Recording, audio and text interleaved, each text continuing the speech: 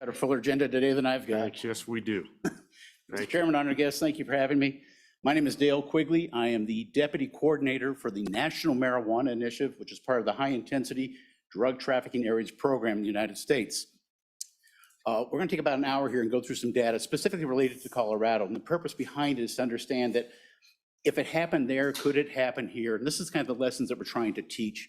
For the last 10 years, we've been saying we need more data. We need to have better data. And I think we're to a point now where we can look now back over 10 years since Colorado first legalized for commercial adult use and start drawing some connections and lines together. Could he get closer to the microphone? Senator, thank you. And yeah. How was that? Is that better Mr. for you, sir? Quigley, thank you. As close to the microphone really helps us. Got it. Got it.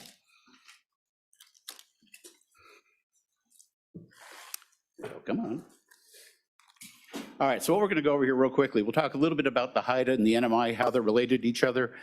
We're going to look at these specific areas related back to data from Colorado. Again, this is a chance to use data from Colorado as a predictive analysis tool for other states that are contemplating going down the marijuana legalization route or have already gone there and trying to figure out what direction things could go. For sake of time, we'll skip the survey and the QR code, and as time allows, Mr. Chairman, we'll do some Q&A. We're looking for some legitimate information related back to marijuana. We put this right up front. This is our website. What you're going to find on this website is just research findings. There's no reefer madness, demon weed. If you smoke this stuff, you're going to go crazy type of stuff. But it's just facts, and that's what we're trying to get out there. We've also got social media aspects, and the way those will work is that if we add a report, a scientific report to our website, it pushes the notice out, and that's all it is. One-way communicator, it's pointer indexed, there's new material to be reviewed. So we are part of the High Intensity Drug Trafficking Areas Program. Our side is not law enforcement. My days of law enforcement, as you can tell, are long over. Too long a tooth to do that anymore. We're more of a prevention and education initiative, and I'll tell you, I think that's critical, especially in this day and age. When we look back over the last 30, 40, 50 years of how marijuana has existed in this country, there's been so much misinformation and disinformation about this one particular drug that I think out of all the drugs in our current pharmacopoeia in this country, I think it's probably the most misunderstood and sometimes misrepresented. So we're going to talk about that a little bit. The next thing, it's important to understand the messenger and the message. I get no special compensation for being here. There's no special interest group involved. I'm not trying to change anyone's mind, just trying to share facts and information with y'all. Take a look at the slide. If you hear something that you're really interested in, the citation will be in the lower right-hand corner. If you'd like, get with me after we're done. You all have my business card. If you have a specific question, I can make that information available to you as well. I guess the last thing I would offer to you as we get started here is a call to action. This goes for everybody in the room. If you learn something new, share it, and if you hear misinformation, correct it. But that's not as easy as it sounds. Sometimes we get in our own way. You know, we all have an opinion about this particular drug based on our lifestyle and our lives and our past experiences. I've got mine based on 40 years of law enforcement. I've also seen what it's done in my own family. I've also seen what it's done to the clientele in those 40 years in law enforcement. But what's important here is understanding that if I say something today that you go, yep, he's spot on, or if you say, no, he's full of it, I want you to pause for just a moment and step back for a second and ask yourself, why do I feel this way? What is the basis that visceral reaction that I'm having to that type of information?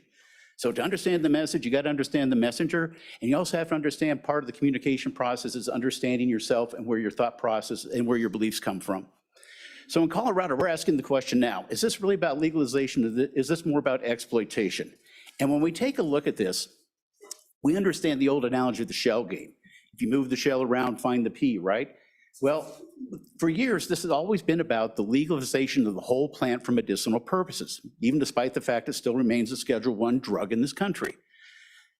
The question we're asking now, is this really about the legalization of marijuana, or is this about the exploitation, the commercialization of THC as a drug for profit? Now let you draw your own conclusions to this, but we'll see if we're at the end of the day here. Legalization is not a simple issue. It's not as easy as yes, no, right, wrong, red, blue. It really isn't. We have to understand that legalization is a very, very complex issue, and it has very real effects. You know, we talk about the spheres of influence and platforms that's involved in legalization, how much money the state's going to make, how much money goes into getting this legislation passed in the first place.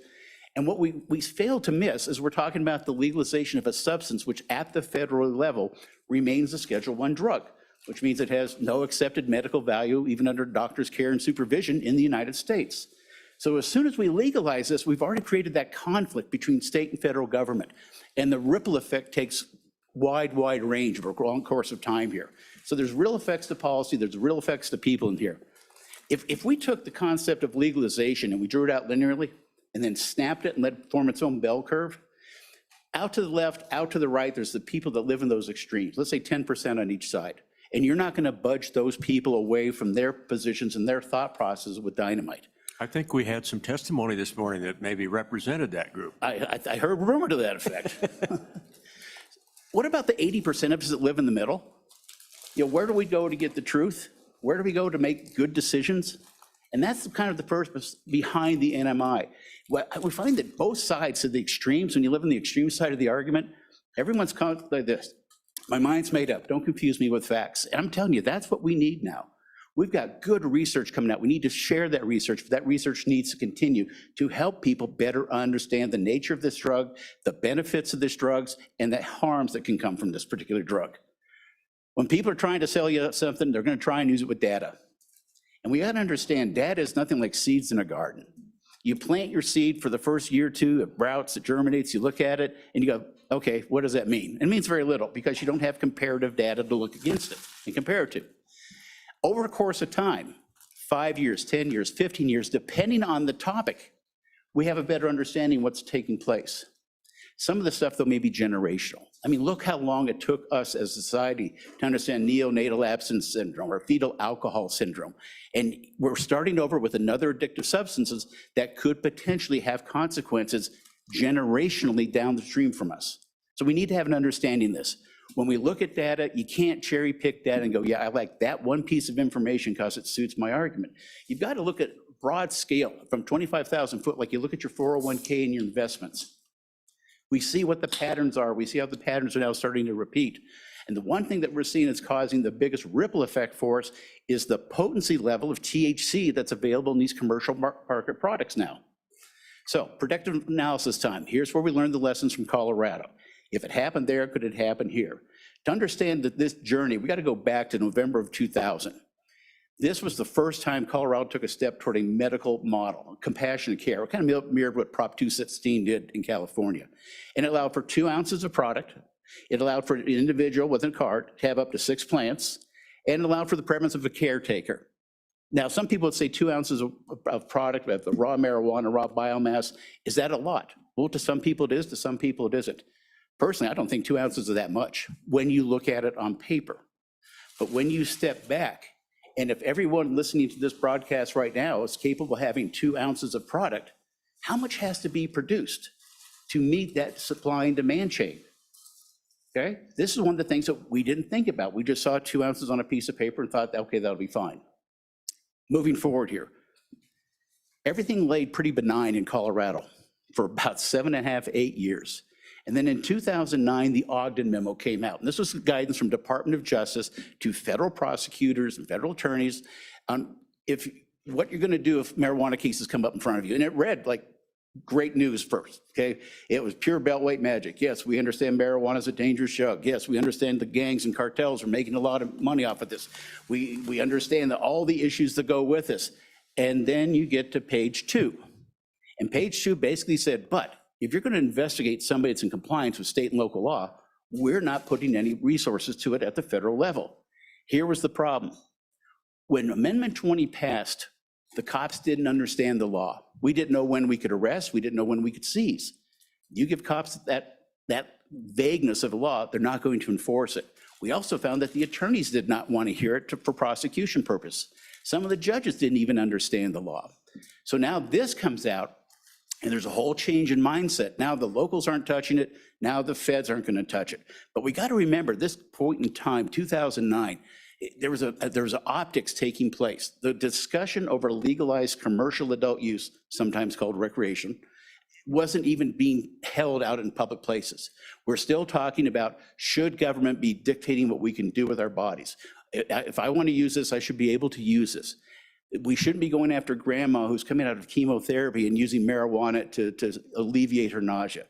This is not what we did, but this was the perception that was out there. And the only game in town at that point was the medical model. Once this came out, the perception of the medical issue and the perception of the Ogden results, the ripple effect was astounding. We had less than 5,000 people in the state of Colorado that had a medical marijuana card. After this came out, we saw that 20,000 applications. We saw dispensaries popping up overnight, kind of like mushrooms in the lawn after a good rain, to the point where by the time we got to 2010, we had almost 38,000 applications submitted, and our card holders increased by nearly tenfold. And again, the dispensaries kept popping up because everybody wants to get in on the ground floor and make money off of this thing. Interesting thing happened though. We saturated the market so much that it actually drove businesses out of business. They just could not compete. If I'm selling an ounce for X amount of dollars, you're gonna sell it for a little bit less, and you're gonna sell it for a little bit less. And it all starts going down, down, down, down, down, to the point where the little guy, the mom and pop shops went out of business. What we also saw was the introduction of commercialization take place. The large corporate marijuana industries, they came in like the Pac-Man game, buying up the little places. The ones that wouldn't sell, they outweighed them. They drove the prices down because they had vertical integration. They can grow their own product, they can process their own product, and then they've got the brick and mortar locations that they can sell their own product. If the little guy's depending on a third-party resource, he wasn't gonna be able to survive. So we saw a lot of the little places go down, and commercialization really started for us. Fast forward here, this is November. Now we're in 2012. Now we're making the move toward what was billed as recreational. We prefer the term commercial adult use. Recreation for me is playing golf or riding a bike, okay? Not getting so high I'm couch locked. So what we saw happen here is they modeled the same issue again. First was a constitutional amendment, which I thought was brilliant on the industry's part. So we're gonna do another constitutional amendment. So now we're gonna take marijuana for people over 21, that gives them up to 1 ounce. They can still have their 6 plants, and the constitutional amendment allowed for some changes to their business laws and rules where the supporting businesses could take place. The biggest change that we've had here is that our governor here back in May of 2 years ago, 21, decided 1 ounce wasn't sufficient. If medical can get 2 ounces, why can't just the guy walking in off the street that's over 21? So that's been the modification. So now when we take a look at this, and we'll see this here in just a second, this has had a substantial influence on us. Our curious question was this: well, what about the people with the marijuana cards? What's gonna happen to them now that they have full blown on commercial adult use? We thought the card holders would dissipate and go out the door, and we were slightly wrong on that one. We saw that those card numbers actually stayed elevated for quite a while, and it wasn't until we get to about 2017 that we saw those numbers drop. The biggest benefit of having the marijuana card is that if I went into this dispensary, which was medical, I could get my product at point of sale, I'd be taxed at about 3%. If I go into this dispensary, which is commercial adult use, I buy my product, but I get taxed at nearly 30%. I just saw your eyebrows go up. You just put the math together real quick. So that's why the discrepancy took place. That's why the cards stayed up there for as long as they've done. By now, we've seen almost a 40% decrease in card holders. By the way, the #1 reason people have a card for marijuana is pain. How do you monitor pain? Pain is a very subjective thing. Are you a smiley face or are you a happy face? Okay, it's very subjective. How do you validate what level of pain an individual claims that they're in? Let's talk about the commercial market. Let's talk about THC and potencies. This has changed the game, the potency levels of THC. We've all heard this joke about McDonald's and Starbucks and marijuana dispensaries. I leave it in just so you get the backside story. Everybody knows the punchline, but they don't know what led up to it. We were sitting around the office one night. We were writing the reports, the Colorado impact statements that Rocky Mountain Hydro was putting out.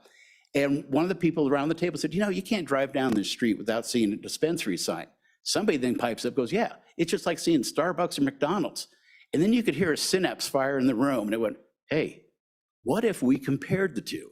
So it really started off as a tongue-in-cheek type of thing, but it was kind of interesting, the comparison. Now, I want you to take a look at the upper right-hand corner of this particular slide. We were reaching out to McDonald's and Starbucks, and they were really great about getting back to us. And then I think they found out what we were doing with the information about their storefronts, comparing them to marijuana dispensaries. The last time I heard back from McDonald's and Starbucks was the summer of 17. I think they've got me on their terrorist no-fly list for not sharing information. But as of 17, I've got updated information for you, but as of 17, here's what we had. We had about combined 600 units between Starbucks and McDonald's open in our state. All right, no problem. Then we checked the dispensaries with the Colorado Department of Revenue. And you already know where I'm going with this. We had almost twice that. The story is now this: as of the 1st of September, this information gets updated each first week of each month. Yeah, we have seen the commercial adult use and we've seen the medical use just basically flop. Take a look at the decrease that we've had in medical stores in our state. We've gone from 513 to 371. And each month that I check it, that number keeps going down further and further and further. Commercial adult use dispensaries, they keep growing. They're very popular. Here's an example of this. Everything in blue relates back to medical. These were the medical storefronts that were operating. The green, those are the ones that were passed as a result of commercial adult use. And you can see the transition. Take a look at 2017. Kind of an interesting year all the way around, but 2017 is really where the two markets kind of came together. And since 2017, they've been completely divergent. Medical's been going down, commercial adult use still continues to rise. Not at the pace that it had been, but it still continues to go up. How did you measure adult use? How did you get that number? As far as the dispensaries? Adult? These are the commercial businesses that are open right now for adult commercial use. So anyone 21 and over can go in and can buy their product. Okay. Okay, that's what we're using the Department of Revenue records for. Here's the push. There's no money in medical. The money is in commercial adult use, all right? That little green sliver right now represents some 66,000 people that in Colorado still have a medical marijuana card. The rest of that is our state, some 5.7, 5.8 million.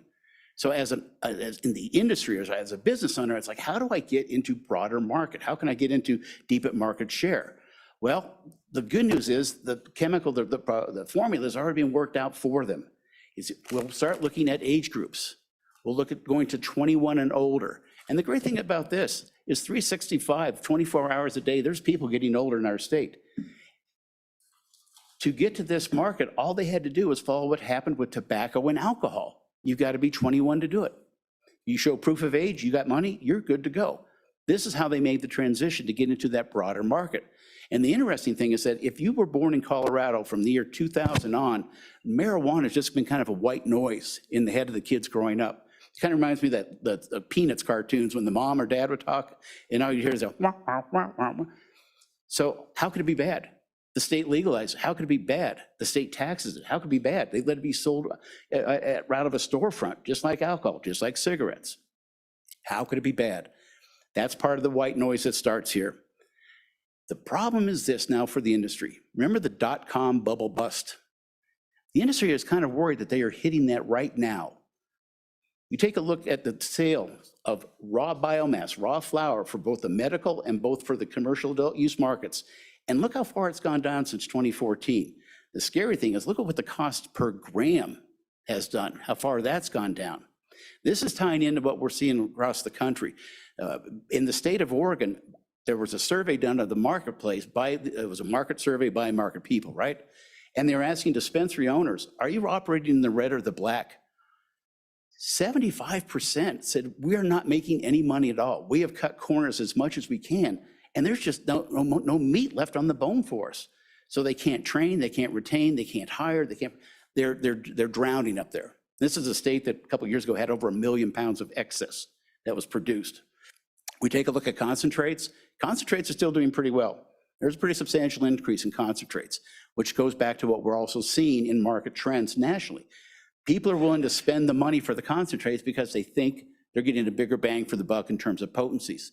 The third class that we look at are edibles. Edibles are pretty benign. You take a look at the commercial adult use side, not much of an increase. The more of the increase we've seen more toward the medical side of this, okay? When we talk about sales, we got to talk about taxes. And I always leave the stick and the carrot out there because it's inevitable when a state is considering doing this, they want to look at how much tax revenue they're going to bring in. That makes sense. They always like to use Colorado. Why? Because we were the first state by virtue of a time zone to go to this commercial adult use market. So when we went to this, it was because we already had a medical market in place. So let's look at the commercial adult use. This is the capital income for tax revenue we had just from the over 21 market. Not bad. I mean, it is a chunk of change. So if medical is such a key integral part to this, we should see equal or even better numbers than this. And unfortunately, we don't. In the very beginning, we started off with about 17% of our tax revenue from the medical market. Now we're down less to 3%. You know, it's great that we can tell you how much raw biomass we sold and how much concentrates and how many edibles we sold. But to determine that return on the investment question, the first aspect you have to know of that equation is what is it costing us to do business? And nobody's tracking that. The data just isn't there. We actually tried to commission an economic survey to look at this very issue, and the economist says, great idea. It's not going to work. And it's like, why? You're probably 10 years away from consistent data collection and tracking to know if you guys are making any money on this thing or not, because you got to look at so many other things. You know, when we look at data collection, we look at the tax revenue coming in, that's what I think clogs a lot of people's vision. You take a look at the numbers. 2 years ago, we were bringing in over $1 million a day in tax revenue. We sold $2.2 billion worth of product over the counters. Now we're down to less than $900,000 a day in revenue. Sales have dropped down pretty substantially, which ties back to what we've seen in the price per gram per flower problem. The profit margins are going down. This is lending the market, this is lending the industry to think, is this our .com time? When I say no one's tracking the data, these are some of the things that we need to take a look at. We need to take a look at what's the cost to housing, what's the cost to the economy, what's going on with homelessness, what's going on with medical care, what's going on with psychiatric care. There's so many variables that have to be looked at that, again, to determine what that return on the investment is, why aren't we doing this? Why aren't we all collecting this data? The good news is we're starting to get a lot better at collecting the data on these things. Let's jump over to public health and talk about THC potency. You know, is it really a problem? Yeah, I believe it is. And what the problem is how high the potency of THC is in the plants right now. The industry was telling us at one point in time, you'll never see THC levels above 12 to 15%. Well, the great thing is we've got good historical data we can take a look at. This is a collection of research that dates back, if you can't read the far left-hand side of that on the bottom, about 1968, 1970, that time frame. Raw biomass had a potency of somewhere around 1, 2, 3%. Okay? If we were dealing with the same marijuana and THC potencies that we knew back then, I don't think we'd be sitting here right now. And what we have to look at is what's happened in time. Look at 1995, 1996. California Prop 215, compassionate care goes into place. And we start to see that just the chat starting to take off. And we see those potency levels start to rise over we get through time. And as this evolution has taken place, we've seen the potency levels continue to grow. And it wasn't just the raw flower we're seeing this in. We can see this in concentrates too. You know, we take a look back, you know, in history here in 1975, you know, seizures then were hash and hash oil. Now I'm very blessed and I get to travel the country and speak to a lot of people. And it's interesting when I talk to the cops, I ask them, when was the last time you seized any hash or hash oil? And I get the, I don't know what that is. Now you ask about a vape cartridge or dabs, that they know. So when we're back in the Middle Ages here for this particular product, you know, we're talking 7 to 10% potency. And over time, look how that number has gone up. So where are we at now? In today's market, you can go into a dispensary and you can buy raw biomass flower that's got THC concentrations at between 30 and 40%. We can take a look at the concentrate market and we get 90+%. It's field of dreams. If you build it, they will come. If you manufacture it, we will come buy it. People think they're getting a bigger bang for the buck. And what I think a lot of states don't understand is that as soon as you legalize, as soon as you go down this path, you're not going to have this gentle incline that we have had in Colorado. This is what you'll be starting off with in your local market, because these are the products that are on the shelf right now. These are the products that are available for sale. When we talk about these various products, edibles are very convenient. They don't smell up the place like smoking raw flower does. You know, I could have ate my gummy bear before you came in here, or I could have had my cookie. Did you guys get the cookies I brought in from Colorado, by the way? Somebody mislaid. I don't know where they went to. So yeah, so they're very discreet. I could be in your classroom having my gummy bear. I could be teaching your child in the classroom or daycare and having my gummy bear. Nobody's going to know. The drawback is biology. If I eat it, I have to metabolize it before I get the buzz. So it's going to be 30, 35, 40 minutes, sometimes an hour before you start feeling the high. The problem is people have a tendency, it's like, I want to get high now. So what did we do? Instead of eating that 1/8 of an oatmeal chocolate chip cookie, we eat the whole cookie. And all of a sudden, bad things start to happen. The toxicity level of THC in our body has risen to such a point that's creating a medical intervention moment. Now, the raw plant itself, we think back to marijuana, and it's interesting that you talk to people about marijuana and they think about the little Charlie Brown Christmas tree of weed, right? You might have seen it in somebody's dorm room in high school or college. That's not what the industry is producing now. The industry is producing large plants. These are the size of lilac bushes. This is an outdoor grow in the Pacific Northwest, one of our HIDA groups. They harvested this plant for usable material. Traditionally in law enforcement, we seize one plant, we claim 1 pound. Easy math for us, right? This thing yielded over 25 pounds of usable product. That is how much these things are grown. Here's the scary part. These are the concentrates. We're growing highly potent THC amounts in our raw biomass. We now take that highly potent THC material, we extract the THC, and we make it our concentrates. 60, 70, 80% plus of THC potency. The one that scares me the most, if you look at one of the red boxes, it's crystalline and sugar, it's THCA, tetrahydrocannabinolic acid. So real quick, if this left hand is THC and my right hand is acid, by itself, it's a very naturally occurring product of the plant. But the scientists and the botanists and the agronomists have gotten together and they figured out how to identify it, isolate it, extract it, reduce it to crystalline form for sale. Now by itself, it comes in a little like a Carmex container. By itself, rub it on your skin, rub it in your ear, put it on your, it's not gonna do anything. But once you expose this to high heat, that bond breaks. It's called decarboxylation. Once that bond breaks and the acid goes away, what am I left with? THC. This is being sold over the counter. You can buy it online. One place that's billing this is 99.5% THC. These concentrates have become to marijuana what crack cocaine was to regular cocaine, what ice was to meth, or what we're dealing with now, what fentanyl and carfentanil are to low-end narcotic analgesics. Or if you want to, for initiation purposes, instead of stealing that can of Coors Light out of your dad's refrigerator when you're 15, what if that was a jug of Everclear? That's the difference in the potency levels.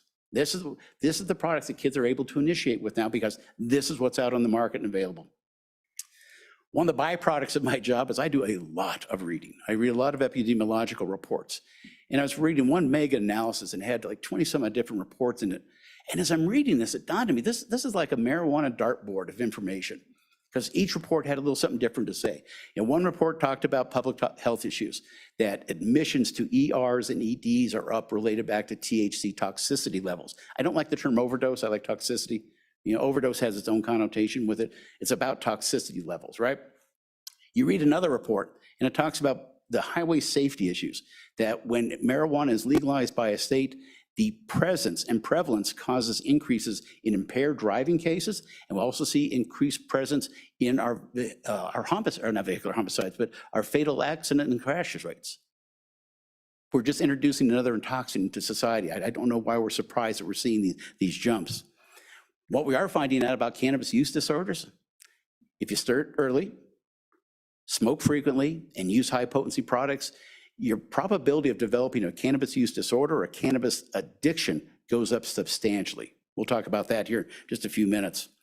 Mental health issues because of THC, the potency of it, we're seeing true cases of full-on blown psychosis. People go to the ERs or the EDs, they get admitted, and 24, 48 hours later, they're released. Was it that they were healed or did they just detox? And the good news is not everyone who uses this stuff is going to develop a problem. But there are odds, there are problems. We'll look at that right here at the very end. And the other thing that caught me by surprise is while we look at use rates and what companies are selling and potency levels, we always hear we're going to keep it out of the hands of kids. Well, if that's the case, then why is it when we look at treatment admissions to drug units, why is it for 12 to 17-year-olds, marijuana is primarily the number one or two reason they're going? It's not alcohol, it's marijuana. Here's the heart of the problem. Potency. Nobody seems to want to talk about the issue of potency. We've only got one state that put limited potency caps on their products. That's up in Vermont. But it was only for concentrates and it was only on certain concentrates. So, all right, so what do we do moving forward here? Well, we've got to support research. We have to understand What are the harms of this plant? What are the benefits from this plant? I have a hard time believing that God put a plant like this on the earth without some benefit coming to it. And we've already seen one example of that. You know, we got cannabidiol that's used in the treatment of very specific neurospastic disorders in pediatric patients. Epidiolex was a byproduct of good research. That's what we need to know. What do these cannabinoids do either individually or in common? We don't have that information. It's not there yet. We need more research. Short term, if potency is the issue, why don't we put a cap on it? 15%, 20%. I'd settle with that when I'm looking at products that you can get at 80 and 90%. Anything is a good start here. What we're trying to do here is slow down the process of legalization to let science and research catch up. Because right now there's a lot of rules, regulations, and laws being made in a vacuum of accurate information and research. Let's let the science and the data catch up to us. That would be, I think, an excellent first start for all of us. Let's jump to highway safety. I am trying to change my vocabulary. 40 years as a cop, I spent 4.5 years as a vehicular homicide investigator. And to me, you responded on accidents. And accidents is actually, I don't think it's an accurate word when we talk about fatalities related back to impairment. Do accidents happen? Yeah. You back out of the parking lot at the grocery store, you clip a fender with somebody, that's an accident. Nobody's high, nobody's drunk. It's just one of those unfortunate things that happen. But when we look at impaired driving cases, whether it's alcohol or drugs, there's a lot of intent that goes into this. I choose to use a substance that I know is going to impair my ability. I choose then to take the key and put it in the ignition. I choose to put that car in motion on a public roadway. I may not get to choose my outcome, but I make a lot of choices. That's what I'm saying. These are intent. I mean, this is an offset head-on in my old jurisdiction. Both drivers are killed. Okay, you can see the road conditions were terrible. Why do two cars hit in the middle of the day like this? The good news, neither driver tested positive for alcohol. The bad news, and you know where I'm going with this, both tested positive for THC. Outside of Boulder, Colorado, a young man chooses to go to a friend's house. He chooses to smoke. He chooses to play Xbox. He chooses to get back in his car after he's consumed marijuana. He chooses to put the car in motion, comes up to a T intersection, looks left, looks right, makes a turn, thought the rear wheel went over a curb. It didn't, went over the kid on the bike. One of the things that we're learning here, and if you're even beginning to take the message here that I'm trying to say marijuana causes all these accidents, I'm not saying that. But I am saying marijuana, because of its prevalence in our society, its presence in our society, we got to start looking at it. Is this another consideration we have to look to for distracted driving, texting and driving, talking on the phone? Is this a contributing cause issue that we need to start to take a look at? That's the point behind this. Some of the research that's coming out of this now says that after I consume marijuana, one of the first things that's affected is my peripheral vision. Well, okay, maybe that's why he didn't see the kid on the bike. The other thing we're finding out is that as soon as someone stops smoking, within a few minutes, actually the THC level in the body starts to go down. Unlike alcohol, if you take that one last shot of whiskey, that one last 4-ounce glass of wine, that one 12-ounce beer, your body's going to take at least an hour to metabolize that out, to neutralize that out. We don't have that formula for marijuana yet. We don't have a BAC for THC yet. We don't know where these numbers are. There's too many variables involved here. But we are seeing there's a lot of things that take place. We take a look at Colorado. We look at our crash rates. Since we legalized, the numbers have gone up. And to be fully transparent with you, you guys live close enough, so you know the boom that we're having in population and housing down in Colorado. I mean, it's just, the cost of living is just getting obscene down there. We got more people moving into the state. There's more people driving. Okay, that could account for some of these. I guess the good news is, take a look at COVID. We all worked from home. Nobody was driving. And look at the end result of that. We had less crashes on our roadways in COVID, down by almost, 22%. All right, maybe that's one bright night that came out of that lousy time. But now let's take a little more specific, deeper dive into this. These are just crashes. Let's take a look at our fatalities. Where we look at crashes, we had a decline in our crash rates. Look what happened to our fatalities over the last 3 years. This is not good. We're killing off an awful lot of people on our state and on our highways. We take a look at the decade leading up to this time, we can take a look at our crash rate and we see that we've gone up over 60%. But when we dig down a little deeper, we look at those toxicology reports from the autopsies of those drivers killed in these crashes, we can see that 128% increase of our drivers testing positive for THC in their system post-accident. We can look at the raw numbers here. Everything in green is after we legalized for commercial adult use. These are the number of operators testing positive. We can look at data two ways. I can show you the raw number and say in 2021, we had 162 drivers test positive. Is that a big number, really, when we think about it? I tell you, yeah, it is, especially if you're one of them or if you're related to one of them. And these are all preventable numbers. This is like drinking and driving. Nobody's forcing you to get behind the wheel after consuming an intoxicating substance. These are matter of choices. So when we look at data, we can look at two ways. I can show you that the raw N value, or we can talk about the percentage of all accidents, all crashes, what are represented by THC positive. Right now, we're sneaking up on 30% of our fatal crashes are involving marijuana by percentage numbers. Everybody's got something to say about this. Folks at NORML discourage use and driving. If you're gonna smoke, don't drive for a while. I've heard advisement saying if you're using concentrates, don't drive for at least a day. Our friends at Columbia University said you're almost 3 times more likely to be involved in a crash after consuming marijuana. Folks at NITS have been saying this for almost 20 years now. It's an impairing substance. Don't do it. And if you got teenagers in your life, this last one, this is Students Against Destructive Decisions, got with Liberty Mutual. They basically did a youth risk behavior survey. Have you ever done X? And if you did X, did Y or Z happen? And one of the questions is, did you ever operate a motor vehicle after drinking? Did you ever operate a motor vehicle after smoking marijuana? Of the respondents, 25% said, yeah, that was me. These are all high school kids, okay? 25% admitted to it. The follow-up question, were you impaired? 75% said, no, I was perfectly in control. I knew exactly what I was doing. I was not impaired. You know, we're talking about youth, teenagers, and the developing brain. This part of the brain up front, this prefrontal cortex, that doesn't get done maturing and finishing its construction until we're in our mid-20s. So this is that part of the brain that takes care of executive functions, risk management. Gee, if I do this, maybe that'll happen. So when a teenager turns to you and you go, what were you thinking? They go, I don't know. It may very well have been a true statement. They may just not have put the dots together on this thing. Which brought us to the question, what's our use rates? So we started looking at use rates of 3 different age groups in Colorado. If you're not familiar with it, upper left-hand corner, that's our state capitol building. This is the lawn in front of our state capitol building going to the west, about 2.5, 3 blocks long. There are 70 some odd thousand people there. The date is April the 20th. The time is 4:20 in the afternoon. I showed this to a group in Texas, and well, one man goes, wait a minute, are those folks all smoking marijuana? Yes, sir. Was the police there? Yes, sir. Why didn't they go in and start arresting them?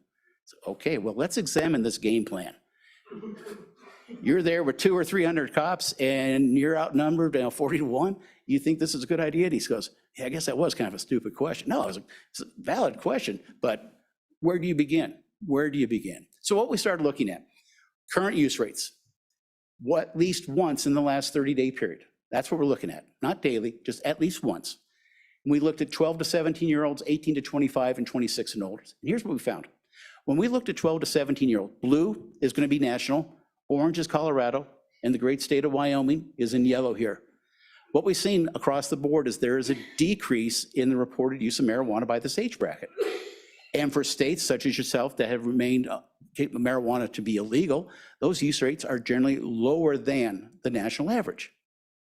So, okay, so we can look at this and we go, wow, that's great that Wyoming's below, but we look how high the numbers are in Colorado. The good news is they are at least trending downward. But it goes back to what I said earlier. Then why is this the leading drug that kids 12 to 17, junior high and high schoolers are going into drug treatment programs? They should be, going out for football or doing social activities. They shouldn't be trying to get clean. And we always hear, we're going to keep it out of the hands of kids. I don't think we're doing a good job. Next age bracket, 18 to 25. This is the largest group that we have nationally and locally that's consuming this product. And you can see how high the numbers are. Again, Colorado's way above the national average. And once again, there's Wyoming. You guys are below. Congratulations. You're doing good stuff up here. You're doing good things up here.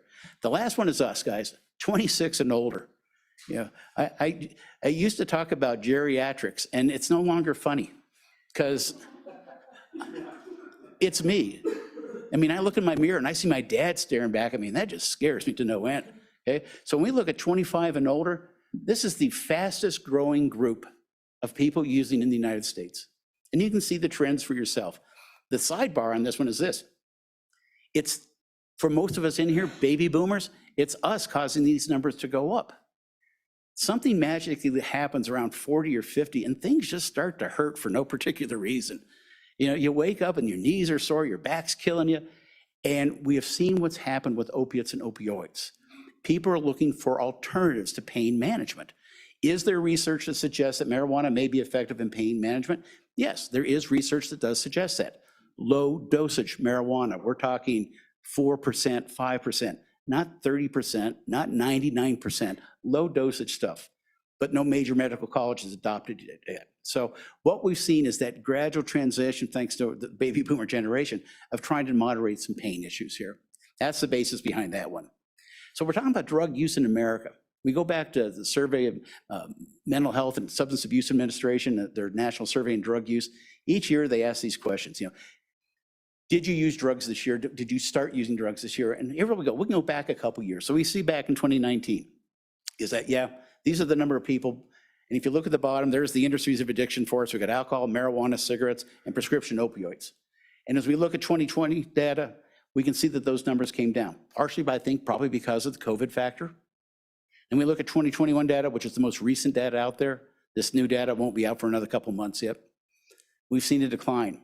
But the good news here is this, is that when you look at marijuana, we got 2.6 million people.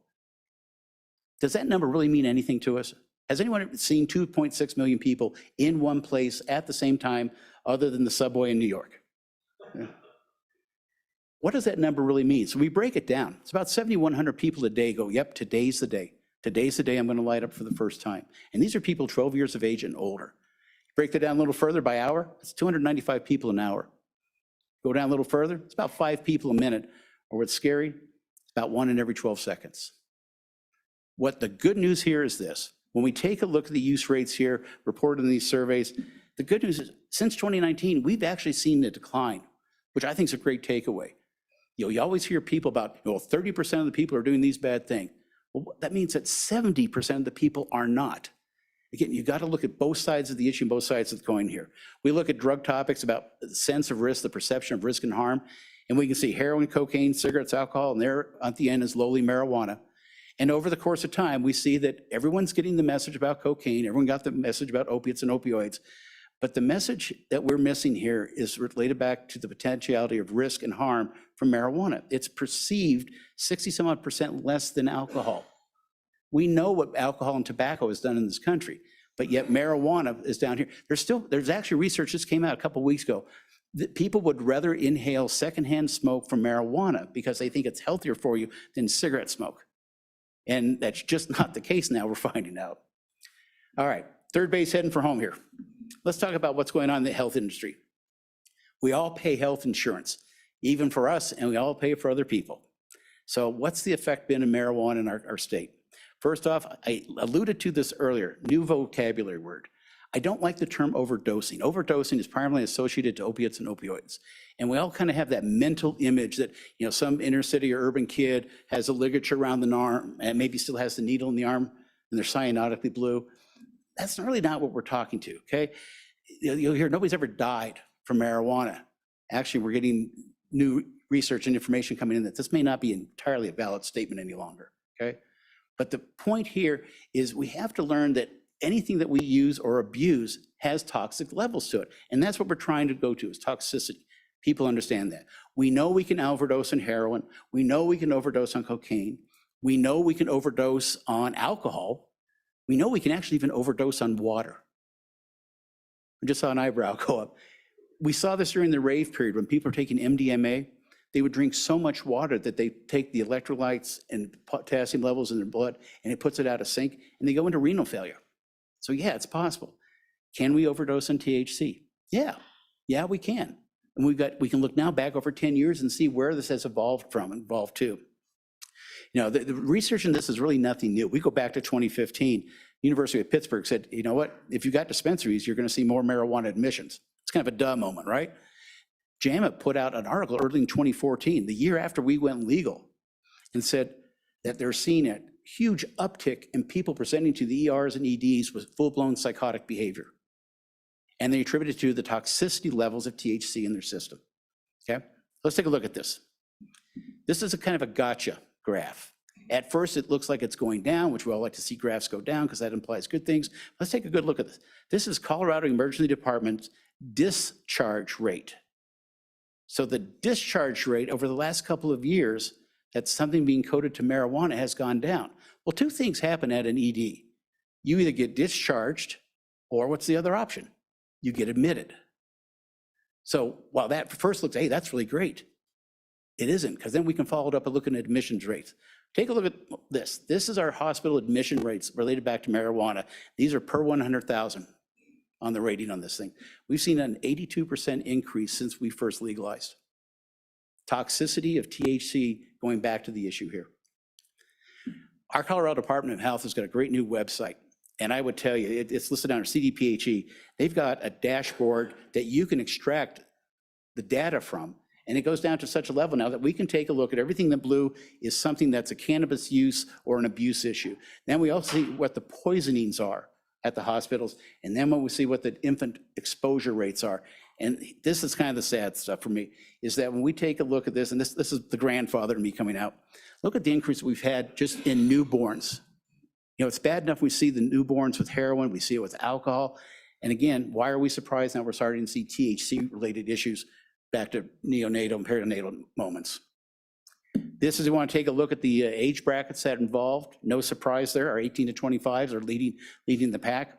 But this is really a good example of how you can actually make data spin just a little bit. When we take the percent of increase in here by age bracket, the very far side, a 7,000% increase in the kids under 6. Now, anytime you see changes in data numbers with massive percentage increases, people don't understand that little changes between small values create huge percentage changes. You know, if in my jurisdiction, last year I had no homicides, this year I only have one, that's only one person.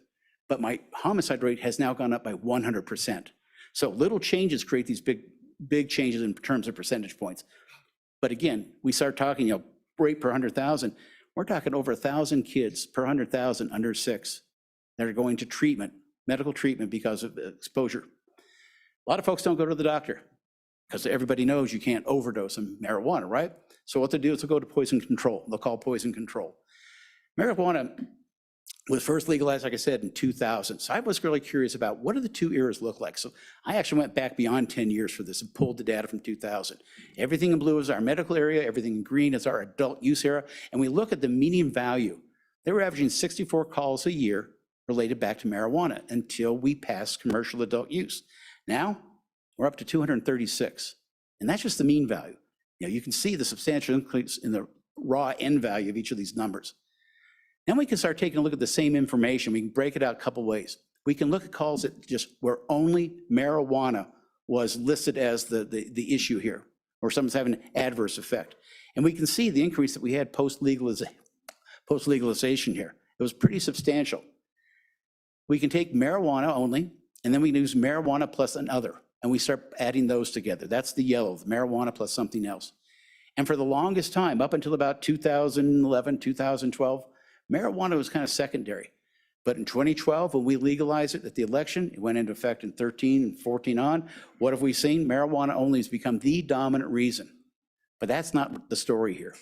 That's not really the story is. We can look at exposures by intent. And at first I had to kind of think about that intent. So this is the guy that says, you know what, I'm going to light up, I want to smoke. And I'm having an adverse reaction to it. Okay, that's an intentional exposure. And we can see that, yeah, it jumped up after legalization. But what's the one that actually jumps out to us? It's the one in red. These are unintentional, accidental exposures.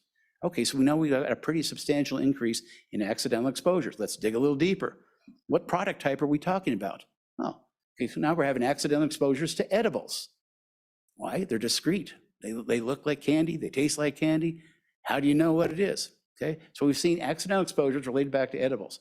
Okay, so now we know the and now we know the what. What about the whom on this thing?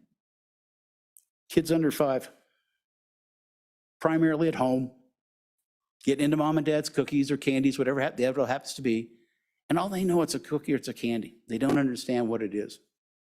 That's the increase that we're seeing, to the point where now calls to the Rocky Mountain Poison Control Center, This is the percentage of calls that were related to a child under 6 age, where marijuana only was the culprit. They drastically increased. Here's the last thing I've got for you before we wind up. The question we talked about odds ratios. What about if I use cannabis, what are my odds of getting addicted? And what's interesting, we talk about odds, whether we're at Vegas or whether we're talking about research. You know, it's funny, we'll say that, okay, there's a 1 in 3 or 1 in 5 chance, but everyone suffers from it. It ain't gonna be me syndrome. It ain't gonna be me. So how do you know who's gonna be the 1 out of the 3? You just don't. I'm gonna be okay, but you two are gonna be in big trouble. So we take a look at, so that's what this research paper looked at. What are my odds ratio if I use cannabis of developing and having a problem? I shared this with a Christian high school that I was doing a session to last year. And I wasn't sure how this was gonna go over for the kids. So right now, if you use cannabis, you got about a 1 in 5 chance of developing a cannabis use disorder, 20%. Okay, that means 80% aren't gonna have a problem. If you wanna increase that, we take a look at, there's a 1 in 8 chance if I'm using that, I may actually go and pass a cannabis use disorder to a full-blown addiction.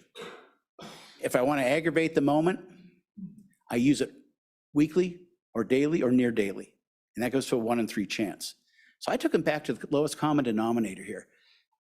What does a 1 in 5 chance look like? And I'll tell you, I looked at photographs, I looked at picture, bar graph, I could not find something to impart what a 1 in 5 risk of something bad happening. And I had to go back to my days in law enforcement. That's a 1 in 5 chance. And what was interesting, the kids looked at that and everyone just went back in their seat just a little bit. You pull that trigger, maybe the first time that round's gonna go off. Or maybe you're gonna pull it 4 times in a row and find an empty chamber. Or complicate it, you spin it, and then you just take random guesses. You never know when that one chance is gonna be. And if you wanna aggravate it, this is what we're trying to get to the point to them. It's aggravated by higher potency, frequency of use, and the earlier the initiation, the younger they are when they start. These are the things that complicate the problem. I like history. I really like history. And I found as the older I'm getting, the smarter my mother and father really were. So I read this about Mark Twain. I thought it really sums up what we're dealing with in this country with marijuana. What gets us into trouble is not what we don't know. It's just what we know for sure that ain't so. This goes back to we've had 40 and 50 years of misinformation and disinformation about marijuana. And how do you change? That's why in the beginning I said, ask yourself the question, why do I have the thoughts that I have? Is it based on current research or is it based on something I learned 20, 30, 40 years ago? I'm gonna go through the rest of this real quick, just because it's easier to do this. I would just tell you, if you learn something new, this goes for everyone in this room and anyone's watching this. If you learn something new, share it. If you hear misinformation, correct it. And a lot of times people don't know where to go to get good information. This is why I did the now work from our sponsor up front. These are our websites. These are our social media sites. If you scan that QR code, that'll take you to our website, thenmi.org. You'll find research papers there. You'll find articles there, all fact-based information. If you're interested in hearing somebody else talk about this, we've got a fabulous speakers bureau that we can make them available to you as well. So again, thenmi.org. Don't worry about the survey link, but this, you all have my contact information. For somebody that's watching this virtually, here's my email. If you have a question that comes up, feel free to shoot it out to me. When I'm on the road, sometimes it takes me a good 24 to 48 hours to get caught up with emails, but shoot it out, I will get back to you. And if I don't have the answer, then I'll find it and then we'll both learn something new. So with that, Mr. Chairman, I'll yield the floor back to you gentlemen and open it for any questions as time allows for you. Mr. Quigley, thank Sir. you.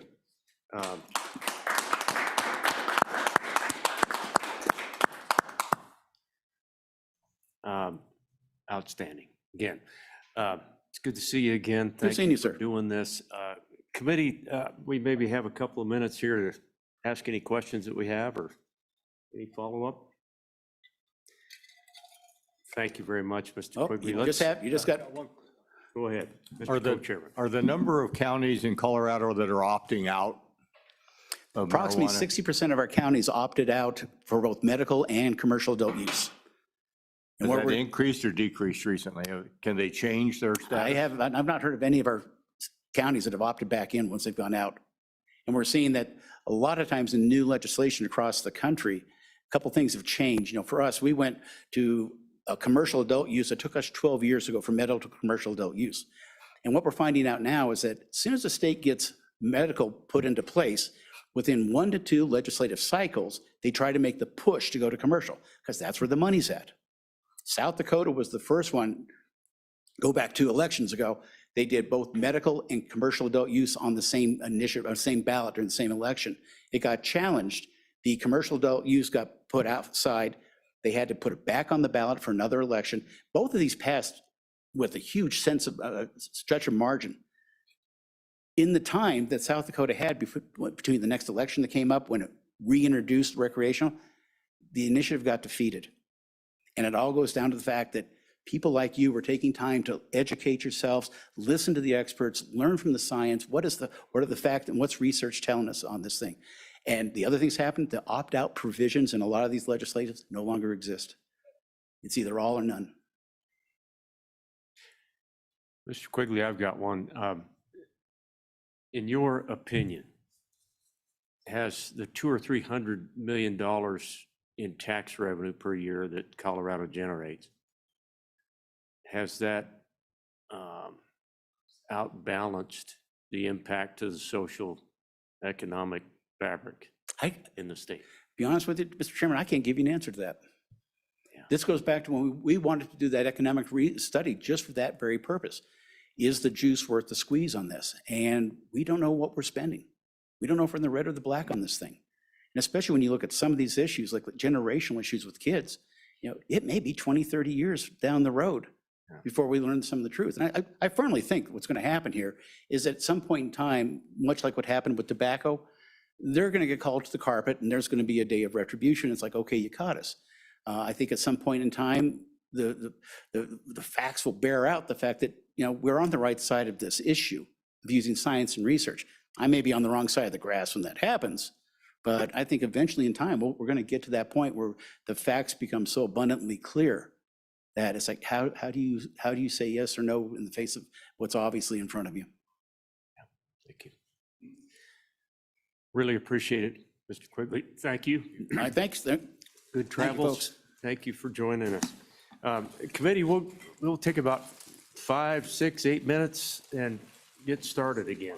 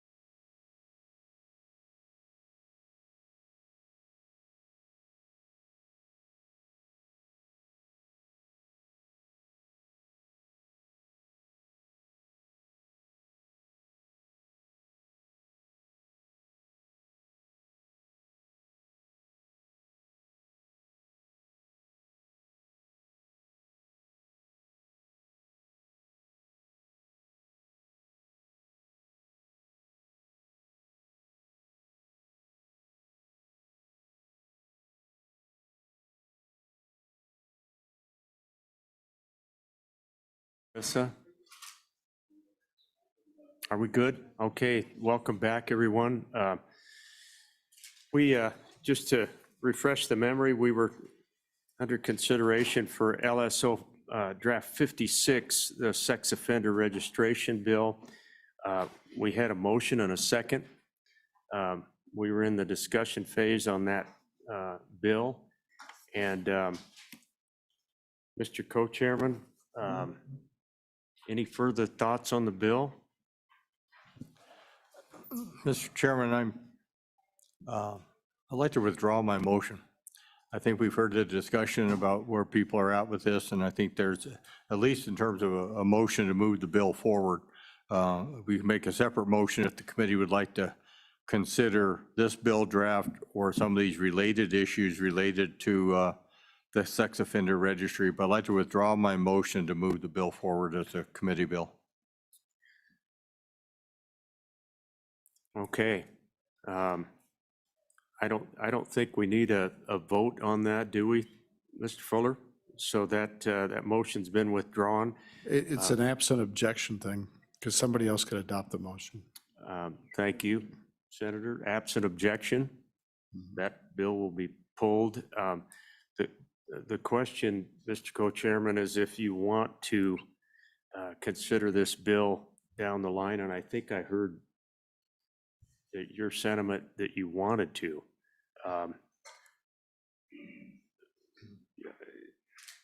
Absent that, we heard of a couple of, I thought the testimony was compelling this morning from two different sources. I'm not sure that we could fold either one of those underneath this title, perhaps, but at least it gives us some information that we could carry forward into a next interim or consider at a future date. So what are your thoughts, Mr. Co-Chairman? Well, I'd make a motion that we ask LSO to create a bill draft for us for our November meeting, which would address the including of the West Virginia statute that was mentioned in Ms. Morgan's testimony, to create something similar in Wyoming statute. I don't remember the details of the statute that she cited, but it's obviously available on recording. And see if we have a second for that. Do I have a second? Yes. Senator Cooper with the second. Discussion.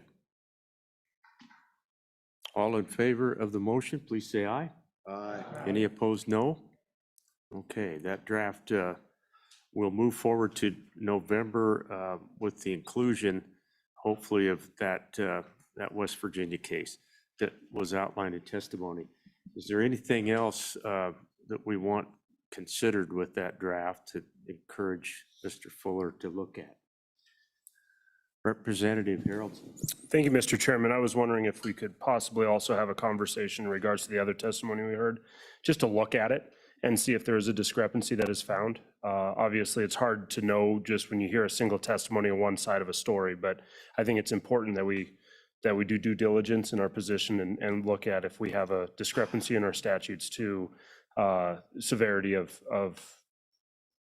that infraction. So just maybe just a look at that, maybe a conversation of what LSO could find if they're like, oh, wow, we found something. Representative Oakley.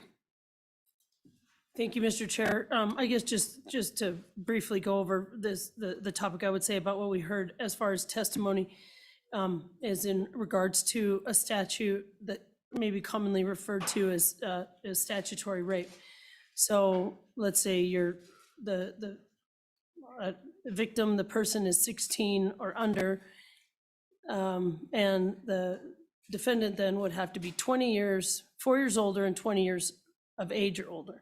And I think where the really big discrepancy comes with that statute is that sometimes it is your, like I say, I just use this as an example. Sometimes it's your 15 and your 21-year-old.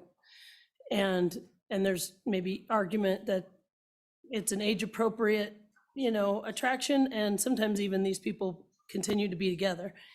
It's also the statute that's used, we just prosecuted where it was an older case, but it was like it was a 50, I think he was 50, it doesn't matter, but he was 50, she was 16, a whole grooming type of situation.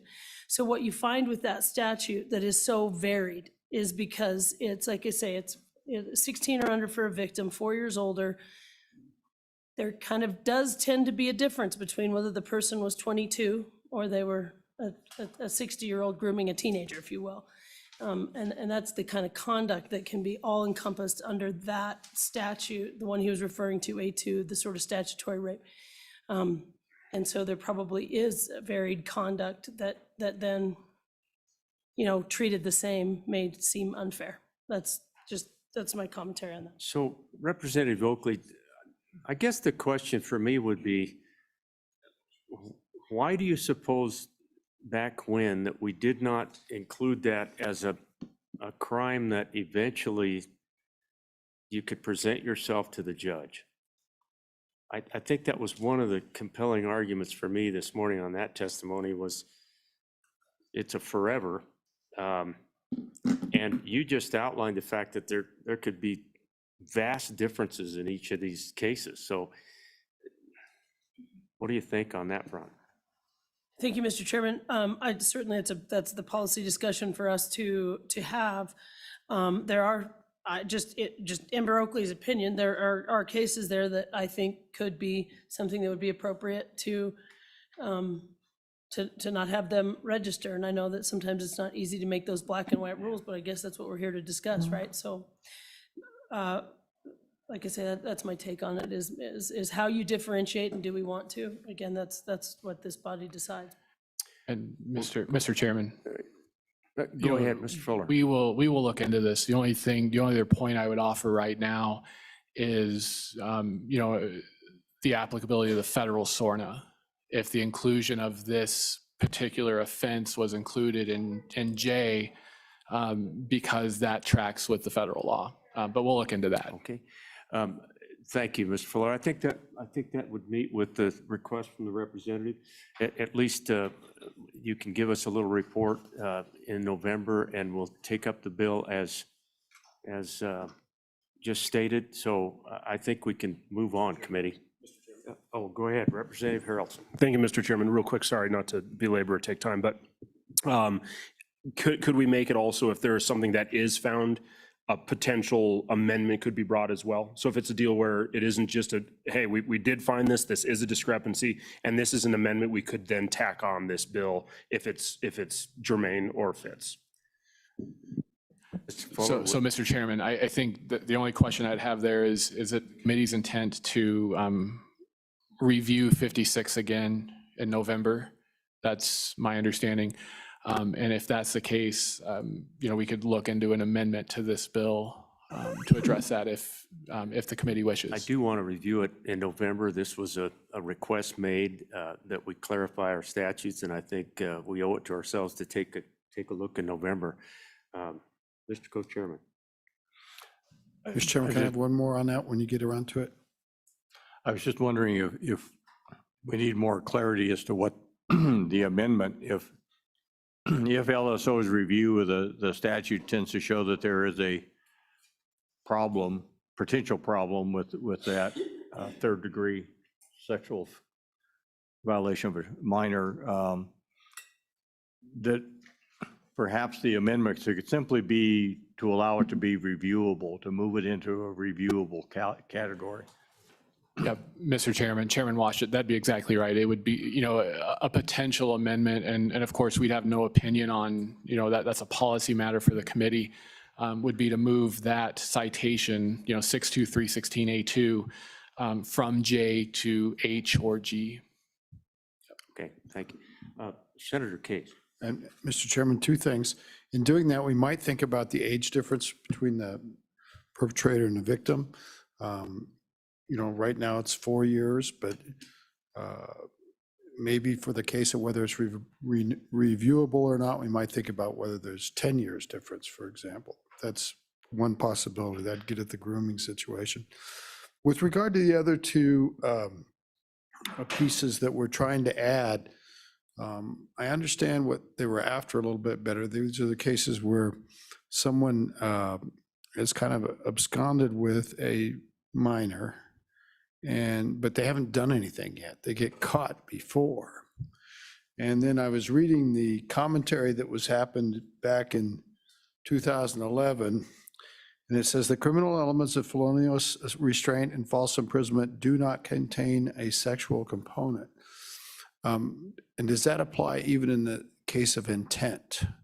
And maybe we could help me with that, because if you absconded with someone and were intending, or likely were intending, that would be a bad person that needs to be on the registry.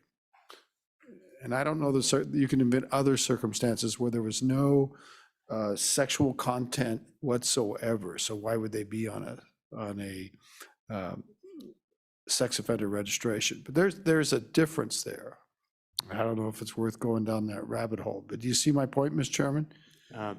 Senator, I do, and I actually remembered a little bit of that debate that we had, at least in the Senate back then, and that was exactly the crux of the issue, whether or not there was a sexual component or not to these two violations. And but I think the senator brings up a very good point. You know, and we can have that conversation going forward. I don't sense a lot of desire on the part of the committee to go a whole lot further than the idea of at least allowing, after a period of time, a perpetrator to go in front of a judge and make a case. That was really the compelling piece for me, at least. But anything further on 56? Okay, committee, we need to move on. We need to spur the horse. Let's get after it. Let's be on point and move to law enforcement issue. Let's go back, requesting and receiving public records for peace officers. And that includes our Attorney General's office and Peace Officer Standards Training Commission.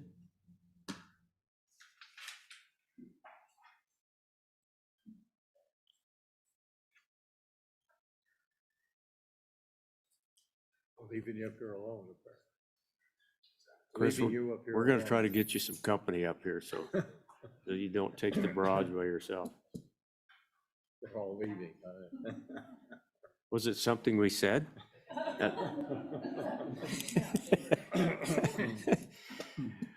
Good afternoon, both of you.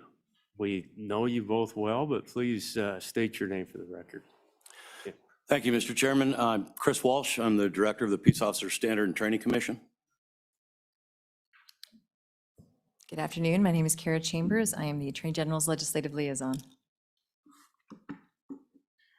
Ms. Chambers, do you want to take it away on this topic? And who wants to take the microphone?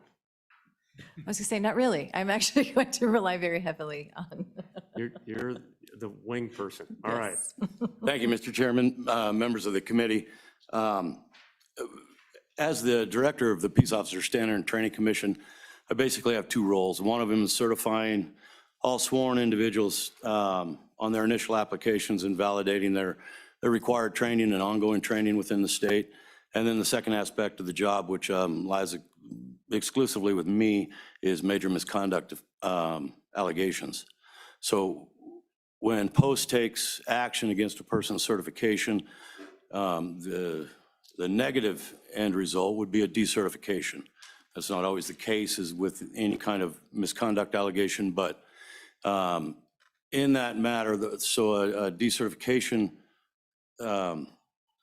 situation, well, it would begin with a complaint. That complaint can come from anybody in the community. Most oftentimes, over 3/4% of the time, I see them from the home agencies.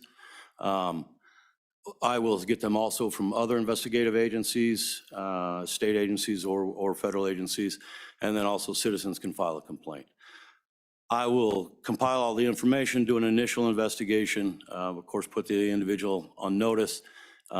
If it does appear that the conduct is a violation of post rules, then it'll go through the state's Office of Administrative Hearings for an administrative hearing, which is a process similar to a court hearing. The findings of that body, of that judge, will go before the post commission, and they will enter a sanction. If that sanction is decertification, that is a lifetime sentence in the state of Wyoming and almost every state in the union. So most states accept our decertifications, and as well, Wyoming does as well. I will not certify an officer that's been decertified in a different state. So what we're talking about is an issue that has significant gravity to it. In fact, the right to work, the property right, is protected by the Fourth Amendment of the Constitution. In order to make these investigations effective, it requires all necessary data to support the complaint or disqualify the complaint. And what's been brought up in this is Post does not have the authority to seize some records, in particular records that it would seem were initially written into statute that I'm supposed to validate on initial hiring. So such as physical fitness, mental fitness, those types of things. That's under Wyoming Statute 91702. And then it specifically says that the Post Commission shall prescribe minimum qualifications relating solely to physical, mental, and moral fitness for persons recruited, appointed as peace officers, dispatchers. And I guess so you have a full picture of it. We certify peace officers, detention officers, which would be your county jailers, corrections officers, which are your state prisons, dispatchers, and we also certify coroners and deputy coroners, as well as various instructors in those fields across the state. And that includes about 3,600 certifications in the state. So with those rules, with that law in place, Post then promulgated a rule that says every applicant, and as a part of that, must be found psychologically and physically fit to do the job. So in some cases, and what I've run into is generally great cooperation across the state when I'm doing investigations. So I've had this position since 2019, and since 2019, I've had occasion to request 7 records through subpoena. 7 requests, one was a formal request, 6 were subpoenas. 2 of those were on the same case. 3 of those subpoenas were not honored. In fact, I was recently in Albany County Court, and the judge ruled on where we had requested that it be honored. And the judge said that she understood while we should have those records, but there was no legal justification for me to get them. And that was because they're protected under the Public Records Act as far as a personnel file. So what we run into is, on one hand, I'm supposed to validate to the state of Wyoming and all the citizens of Wyoming that these people meet the requirements. And in reality, I cannot do that if people don't want to be forthcoming. And I think what you run into is not agency administrators always not wanting to provide that information, but their legal counsel saying, well, you're opening up our county or our city to litigation because there's no protection for us to do that. And that's my understanding of what brought us here. Mr. Walsh, thank you. Ms. Chambers, do you have anything that you'd like to add? Chairman, I really don't. I have been involved in this discussion for a few years in my capacity with Representative Provenza. And so I do know that some of my emails were swept up in a request. So I'm here for that capacity. But no, I think Director Walsh has explained the impetus for this discussion. Okay, Mr. Co-Chairman. Thank you, Mr. Chairman. Director, a couple questions. One is, you mentioned that your office enforces post rules. So in a situation, let's say an officer uses excessive force, what post rule has that officer violated that would give you jurisdiction to certify or decertify that individual? Thank you, Mr. Chairman, Mr. Co-Chairman. Let me just reference it specifically so that it would be post rule. It's under Chapter 8, Section 2. And the use of force would fall under other grounds for suspension or revocation. And it would be under section F is what we use, and it participates in a pattern of conduct, tends to significantly but undermine public confidence in the law enforcement profession. Now, when we're talking about excessive use of force, we're also talking about a criminal assault act. So that would also fall under, we have a second rule that says is convicted of a misdemeanor crime. It can be a felony crime, of course, depending on the level of the assault. That would be a mandatory decertification offense, which is relatively easy for me to do. The courts have already done due process. So it would be the undermining public confidence. We do not have a rule that says specifically you cannot use excessive use of force, probably because it isn't necessary. It's a crime, and then all the collateral issues around that would fall under undermining public confidence. Go ahead, Mr. Co-Chairman. Thank you, Mr. Chairman. Director, so these agencies, some of them don't honor your subpoenas for these records, and some of them are saying that it's because they don't want to be exposed to litigation by the officer, I'm supposing, if they divulge that officer's personnel records without statutory authorization to do so. But I also wonder if some departments are not honoring your subpoenas simply because they just want to get rid of a problem officer. And if they get that officer to resign and agree not to forward materials for decertification, maybe they get that officer to go away. Where if they say, hey, we're going to get you decertified, the officer may resist the offer to leave and force them into a protracted termination process. You ever heard those types of situations occur? Mr. Walsh? Mr. Chairman, Mr. Co-Chairman, while I cannot tell you definitively that's happening, I know it's happening. There's also, I can't tell you the case. It sounded pretty definitive. There's a post rule that says I have to be notified within 15 days of anybody that's been terminated and the reasons behind that termination. Very rarely do I ever hear of that. So what we commonly call it in the business is resign in lieu of termination. And what you're saying does exactly happen. I can tell you, I know I don't know many of you. I'm also a retired police chief from here in Casper. And when you go to terminate somebody and they can fight it at the agency level and take you in our situation here in Natrona County to the Civil Service Commission, which prompts hearings, and you can streamline a process if you allow resignation in lieu of termination. So that those situations occur. I have no idea how vast it is. One more. Go ahead. Keep going. So if statute presently requires that these agencies report these terminations to you, is there a penalty within existing statute for an agency that fails to do so? Mr. Chairman, Mr. Co-Chairman, you bring up questions that I've discussed with what would be my prosecuting attorney with the Attorney General's office on several occasions. There are no penalties associated with not following the post rules as it applies for administrations. So whether hiring somebody outside the guidelines,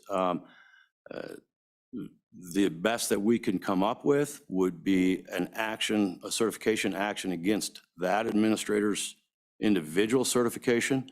And I suspect that I would not win that in a hearing. So it is a rule and it is a statute without any teeth. So, Director, Ms. Chambers, what can we do from our standpoint to help? I'm trying to think about this subpoena, and is it a hole in the statute that we don't have enough teeth in the statute? Is it by rule that you need to adopt another rule to specifically address something? I guess what's the resolution that you come with today? And I'm looking at both of you, so. Chairman, I whoever wants believe to Director handle Walsh that. has researched that, though. While he's looking, I would say, yeah, you would have to perhaps address it more directly in the rule. You know, we're talking about A lot of times in these cases, we're talking about both, the individual with the license and that process, and maybe either civil or criminal on another hand. But do you have an example? Yes. I do. Thank you, Mr. Chairman. When we talk about statutes and rules, no rule can expand the authority of an organization past what the statute allows for. And I'm sure that this body understands that better than most people. And there was a draft bill that was brought before the legislator last year and maybe even the year before. And I know that Representative Provenza and Representative Washit were part of that. And it would say, it would grant post the authorization to be able to see those records. And so by having the statute establish that, then a rule could also support it. That is also the inference that I drew from the Albany County judge just last month as she was making a ruling on this. Mr. Co-Chairman. Thank you, Mr. Chairman. That was House Bill 173. It's Representative Provenza sponsored and I co-sponsored last year, I think it was. It didn't make it through the process, but I think that bill would address the issues at stake here. And I'm hopeful that maybe the chiefs and sheriffs in the room might chime into the discussion a little bit. So, Mr. Co-Chairman, apologies. I don't believe that bill made it to the Senate. And so we're a little bit in the dark on that one. And I appreciate knowing that draft exists. Any further questions of these two? And I would ask the chief and sheriff to go ahead and come forward. We've got an extra seat and a microphone. Would love to. Is that the hot seat? Yeah, that's the hot seat. This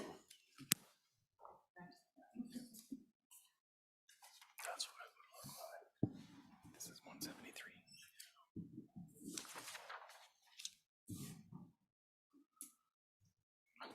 If you would Mr. Chairman. state your name again. And yeah. Thank you, Mr. Chairman. Alan Thompson, I'm the Executive Director of WASCOP. And we've had some discussions with our membership leading up to this memo.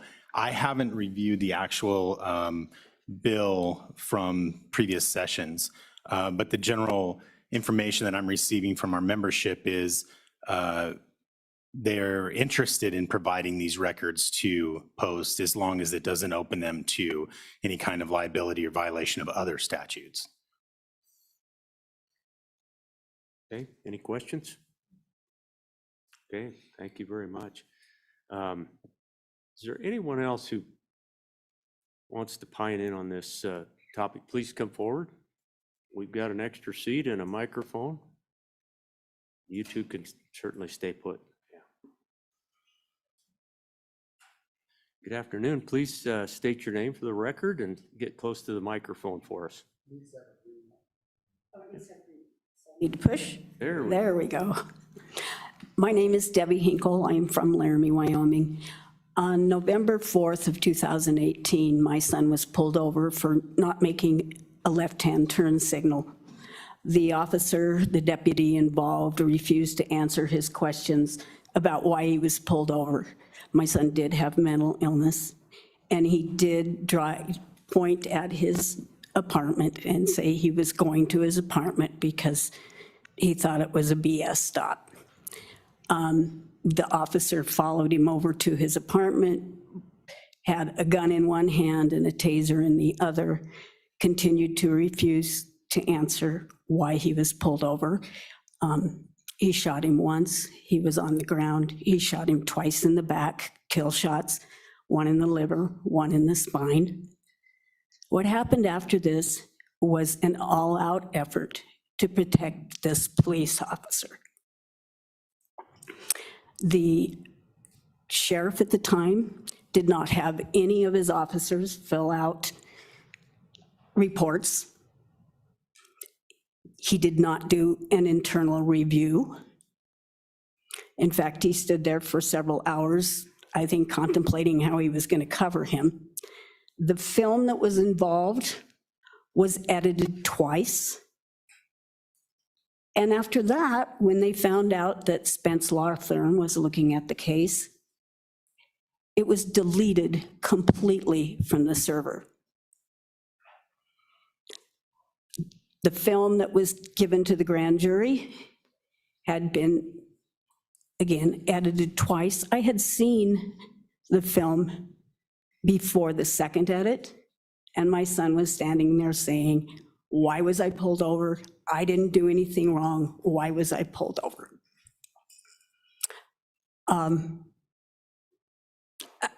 The grand jury decided not to do an indictment, but they hadn't seen the full film. No one was brought in that actually testified that it might be a problem, and it has continued to be a problem. We had over 2,000 signatures of people feeling like he should be decertified. The overall attitude in Laramie was an attitude of fear and anxiety with all police officers, not just the sheriff's department, not just the officer involved, but with all police officers. It was a serious problem. It's taken a long time. And I have to tell you, I woke up every morning for 4.5 years, not thinking about my son being killed, but the total lack of justice. The complete effort to cover for someone that shouldn't have been covered for. He was a hothead. That's all I can say. I worked with the police. I don't have a problem with police. I am a co-coordinator for CIT. I started CIT in Laramie. I believed in law enforcement, and I was heartbroken that they would go to these links. I was the chairman of the mental health board, and I worked with the sheriff. I switched parties to vote for him and helped campaign. And yet, it was so important to cover for this officer because the families were close families. And I think that's probably why the only reason he was hired. He'd killed 2 people in Las Vegas before he was ever hired in Laramie. And the director of post has repeatedly tried to do something about this. He believes he should be decertified, and he has been refused over and over and over again to get those files. This isn't right. We have a system here where sheriffs are elected, and nobody has any supervision over them. Everybody's on the same level. The only way to change, if you have someone that doesn't seem to have a lot of integrity of how they're enforcing the law, is to not elect them the next time. The only check and balance that you have in place is post, and you haven't given him any meat to work with. You gotta have a law that gives him the right to get this information so somebody that clearly should not be a police officer isn't allowed to continue. There was no consequences for this officer whatsoever.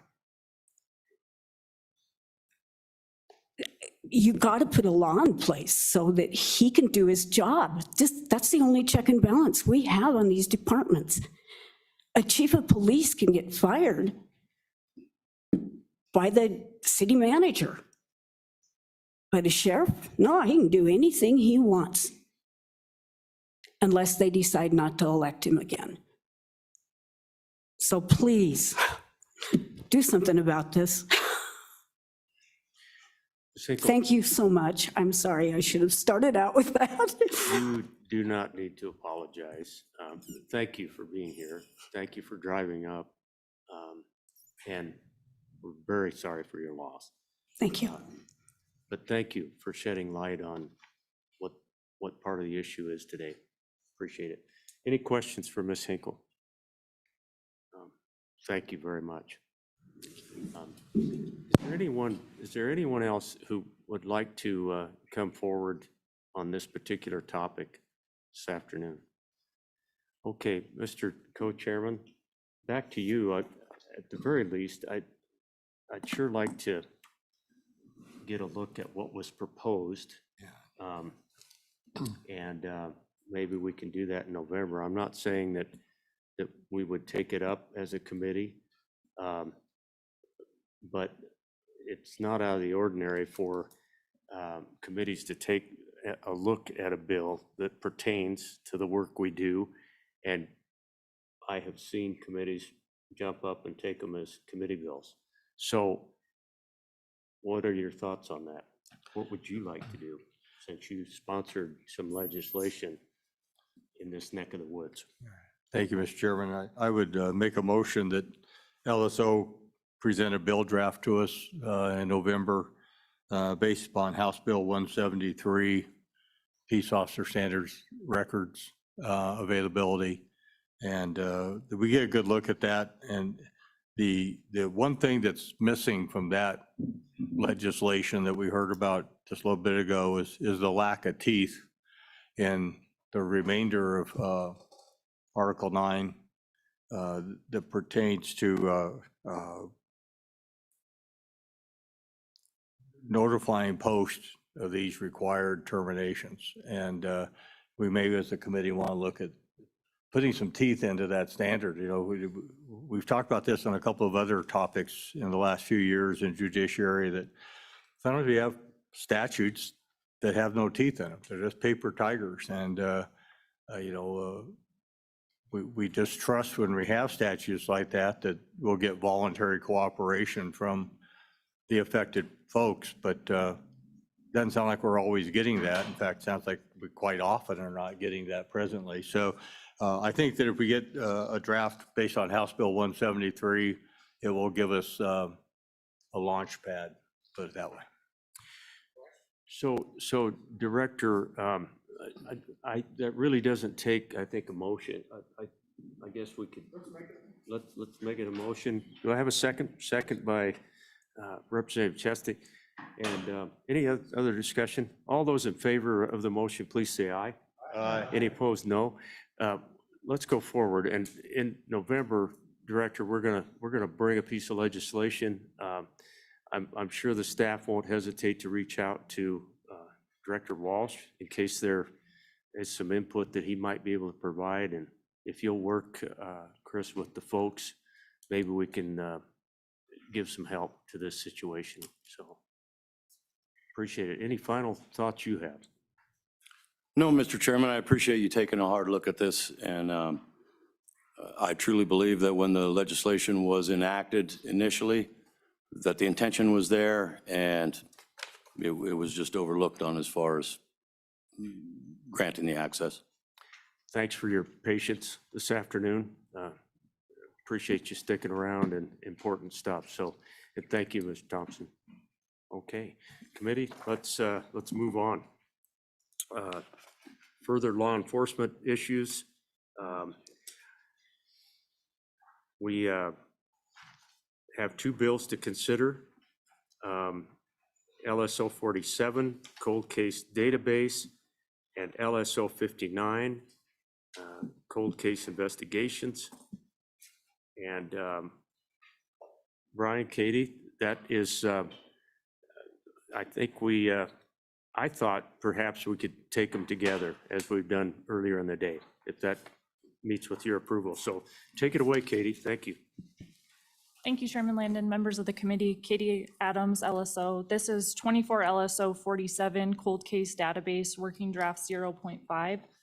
On page 2, the bill draft amends section 91624A to require DCI to develop and maintain a cold case database. Paragraph A defines cold case to mean an investigation into a homicide that has remained unsolved for not less than 3 years after the homicide occurred. Paragraph B requires DCI to adopt rules specifying the information that must be collected from law enforcement agencies and maintained in the database. Paragraph C requires each law enforcement agency that has a cold case to provide information to DCI for inclusion in the database. On page 3, the bill draft amends section 91624B to require law enforcement agencies to cooperate with DCI in reporting cold case information. The staff comment explains that the bill draft is loosely modeled after Colorado statute. And the staff comment also notes that the committee may wish to consider how narrowly or broadly to define the definition of cold case in light of existing law in 24 LSO 59, which addresses cold case investigations. I think your materials also include some information from DCI on a definition of cold case that they use. Section 2, starting on page 4, the Office of the Attorney General would be required to promulgate rules and report to the Joint Judiciary Committee not later than October 15th, 2024 on the status of the database. And then the bill draft contains an appropriation from the general fund to the Office of the Attorney General to develop and maintain the database. And the amount of the appropriation is currently blank. There is currently in law a missing persons database, and I think that was discussed a little bit last time. So there could be some overlap there depending on what the definition is of cold case. And with that, I would stand for any questions. Okay, any questions, committee? Any questions? Okay, Katie, if you want to go ahead and walk us through 59. Yep. I guess that's you. It is, Mr. Fuller? Chairman. Oh, I'm Yep. sorry. I that's all thought you right. had them both, Katie. Thank you. Thanks, Brian. Yep, you got it. So take it 24 away. LSO 59 draft point 4, this is 14-02 in the meeting materials. This is a bill draft the committee requested, the second of two in April after discussion on cold cases and how other states investigate and resolve cold cases. This bill draft authorizes the Division of Criminal Investigation to allow retired peace officers to assist with cold case investigations under specified conditions.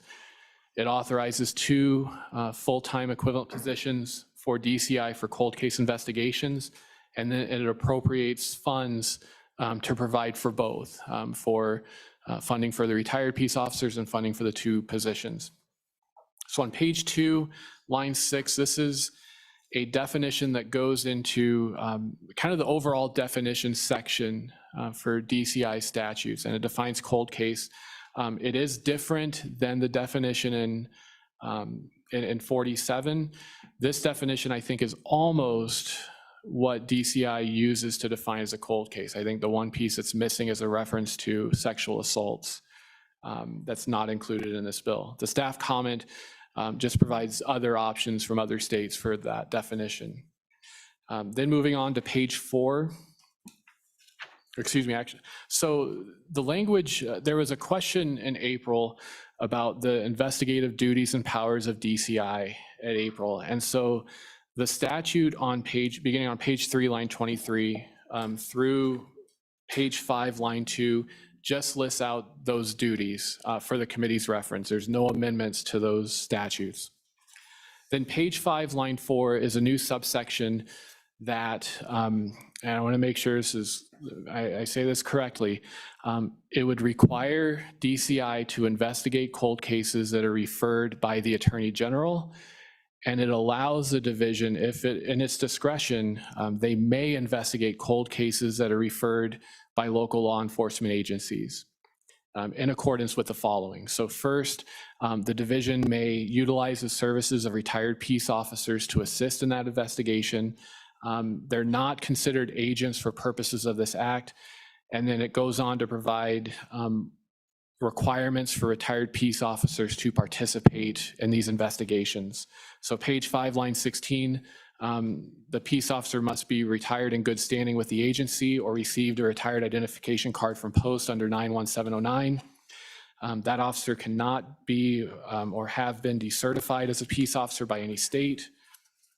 They must have a minimum of 5 years of criminal investigative experience, consent to and pass a background screening and drug test, and then sign a non-disclosure agreement regarding information obtained while investigating these cold cases. Page 6, line 11, retired peace officers may be volunteers or they may be compensated for their assistance subject to available funds. The staff comment just notes and this would be a decision for the committee, when DCI should or should not be required to investigate cold cases. So as I mentioned, right now, if the AG refers them, DCI is required to investigate. If a local law enforcement agency refers them, DCI has the discretion to investigate.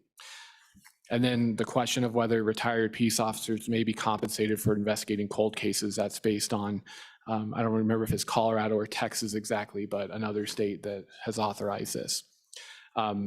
If officers should be compensated, the top of page 7, that staff comment question of whether there should be a maximum amount of compensation that's allowed, whether there should be a minimum hour requirement. So for example, Arkansas requires 1,000 hours to receive the full amount of a state tax credit.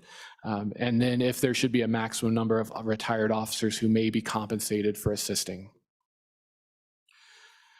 So page 7, line 18, retired peace officers who assist with these investigations must be supervised by the director or a division agent. They're immune from civil liability for any official act that's performed in good faith. And then if the division declines to investigate a case that a local agency has referred, the division's required to provide that local agency with a written explanation for that decision. And then page 8, line 2, requires the division to pursue any federal funding that may be available for investigating cold cases. Then page 8, line 7, this is the language that authorizes up to 2 full-time positions to the Attorney General for DCI for investigating cold cases. Page 8, line 16 is an appropriation and an amount that the committee will have to determine for the full-time positions. And then page 9, line 7, a second appropriation in an amount to be determined to provide that compensation for retired peace officers, if that's the direction the committee wishes to go. With that, Mr. Chairman, I'd stand for questions. Okay, thank you, Mr. Fuller, Mr. Co-Chairman, and then we'll go to Representative Chesty. Mr. Fuller, I think I may have been mistaken in April when we met and we talked about the authority of DCI to work these cases, and we used the language that in the bill draft that cold cases referred to the division by the Attorney General. But then when I looked through authorizations under that 91618 on page 3, and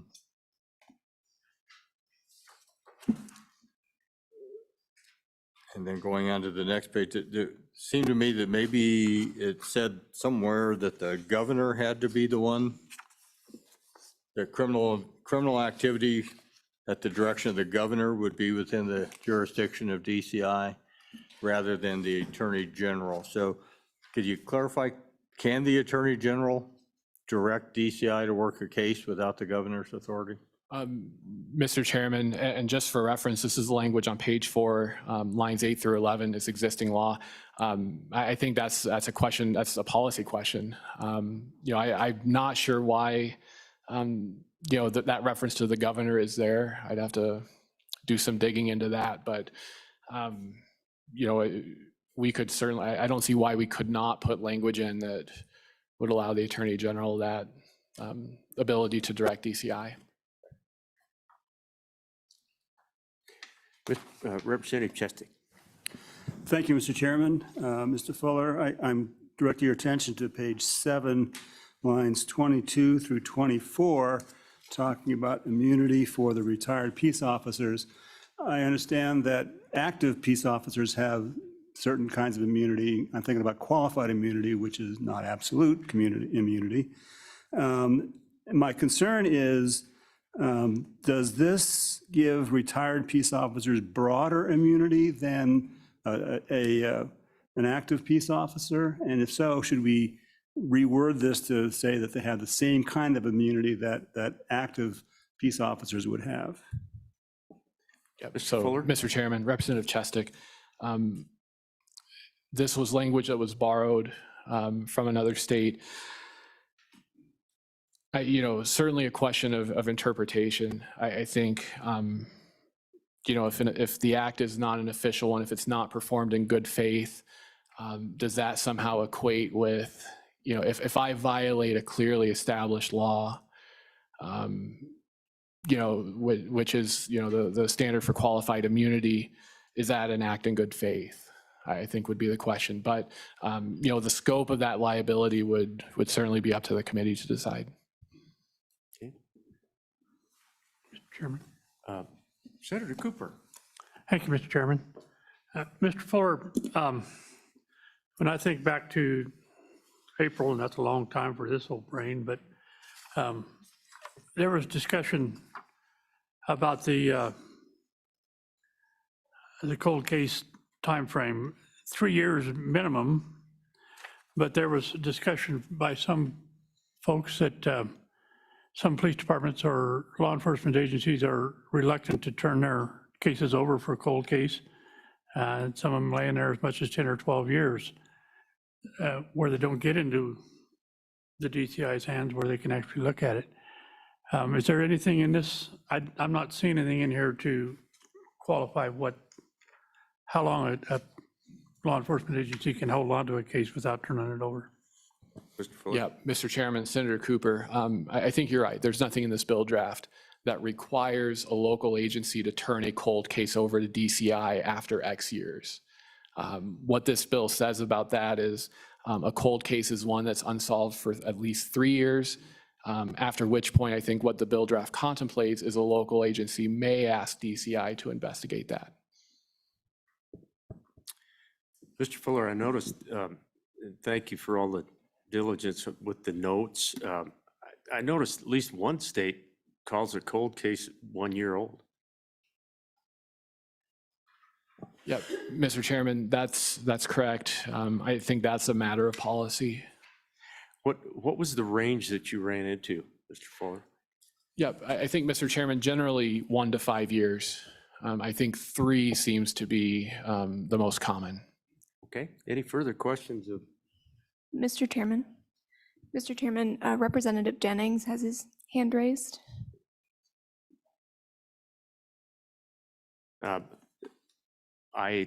I'm happy to go to Representative Jennings. I didn't realize that you were gone today and going to be on the screen later. So Representative Jennings, go ahead. Thank you, Mr. Chairman. So my question is on 59, page 8. I'm just, Mr. Fuller, I'm kind of curious.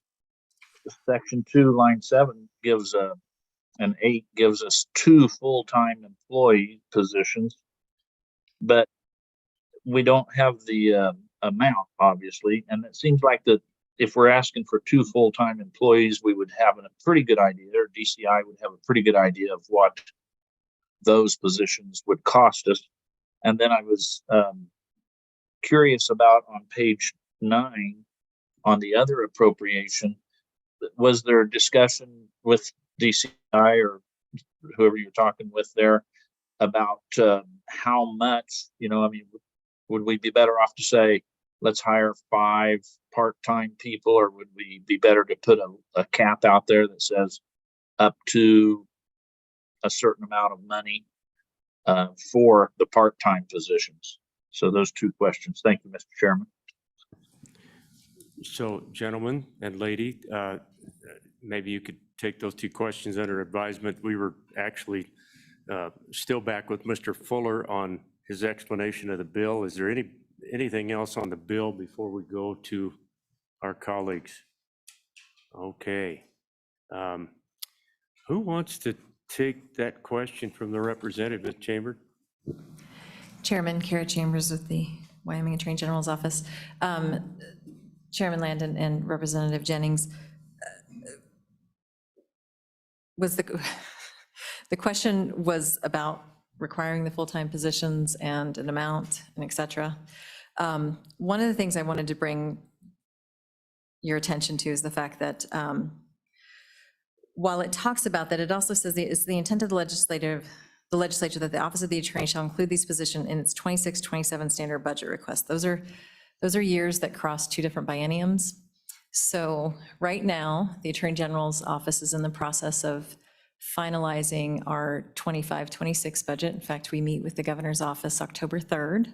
And so at this moment, those are not in there, and that would take us through 25-26. Presumably, we could, an exception request mid-biennium. So I just wanted to point that out. It's a little wonky as to what exactly you're asking, but we're not really prepared to inject numbers into this at this point in time, just to be candid about the fact that, the Attorney General has to make certain priority decisions, and most of the budget that we're working on currently for the 25-26 biennium is sort of moving forward already. And we were really kind of waiting to see what was happening with this. I know that both this committee and Select Tribal actually are very interested in cold cases in our state and what we're doing and what DCI can do to build that up. But I really must say that we're reluctant to comment on exact numbers and positions at this point, as that is under the discretion of the Attorney General in conversation with the governor, which will be happening in October. Mr. Chairman, sorry, just Go to ahead, Mr. Fuller. interject, that was just a slip of the hand. That should reference the next biennium, so 27, 28. That was the intent of that language. Of course, Mr. Chairman, that's certainly a committee decision too, whether it should be one time or not. Thank you, Mr. Fuller. That's exactly where I was going. And if the committee so chose to do so, Ms. Chambers, we certainly could put a budget figure in there, and probably would if this goes to the session. And we could make it immediate. We could have a supplemental budget that would be injected in there. So miles to go before we sleep, but I think part of the question from Representative Jennings was the preference you would have with regard to these full-time positions versus part-time positions versus the idea that the co-chairman came up with, which is, hey, let's utilize some of our retirees. So any thoughts on that front? Chairman, I can point you to some of the material that Director Jones provided, where he did quite a detailed analysis on the pros and cons. Without stepping on his toes and wading too much into those sort of decisions that are very clearly above my pay grade, I would say it's a conversation. I think there's some pros and cons to having that, and I'll actually defer to the gentleman to my left on that. Okay. Hi, Ryan Cox. I'm a commander with the Division of Criminal Investigation. And in our studies, I support what has been proposed. I find that is a good mix. As you can see in the material we provided, there are benefits that really strongly support the full-time agent that gets familiar with the case. This is their one track that they're working on, so they can excel at that. They're very committed, devoted to that, so being succeeded. But as these cases unfold, we might have a situation where something in, let's say, Evanston fires up, and it's a case that was cold there, a case that maybe got handed over to DCI, and we've got a retired investigator from Evanston that was familiar with the case, maybe worked on the case, maybe they always wanted to work on the case. And that would give us that that ability to go to that investigator and supplement our agency with somebody that has the inside track, so to say. Thank you, Mr. Cox. Appreciate it. Mr. Co-Chairman. Thank you, Mr. Chairman. I'm just wondering, maybe just for a placeholder, what do we pay a DCI agent today? Could we plug that number in here instead of X's so that when the committee votes, we have at least a ballpark idea of what salary and benefits would cost for a couple of full-time investigators?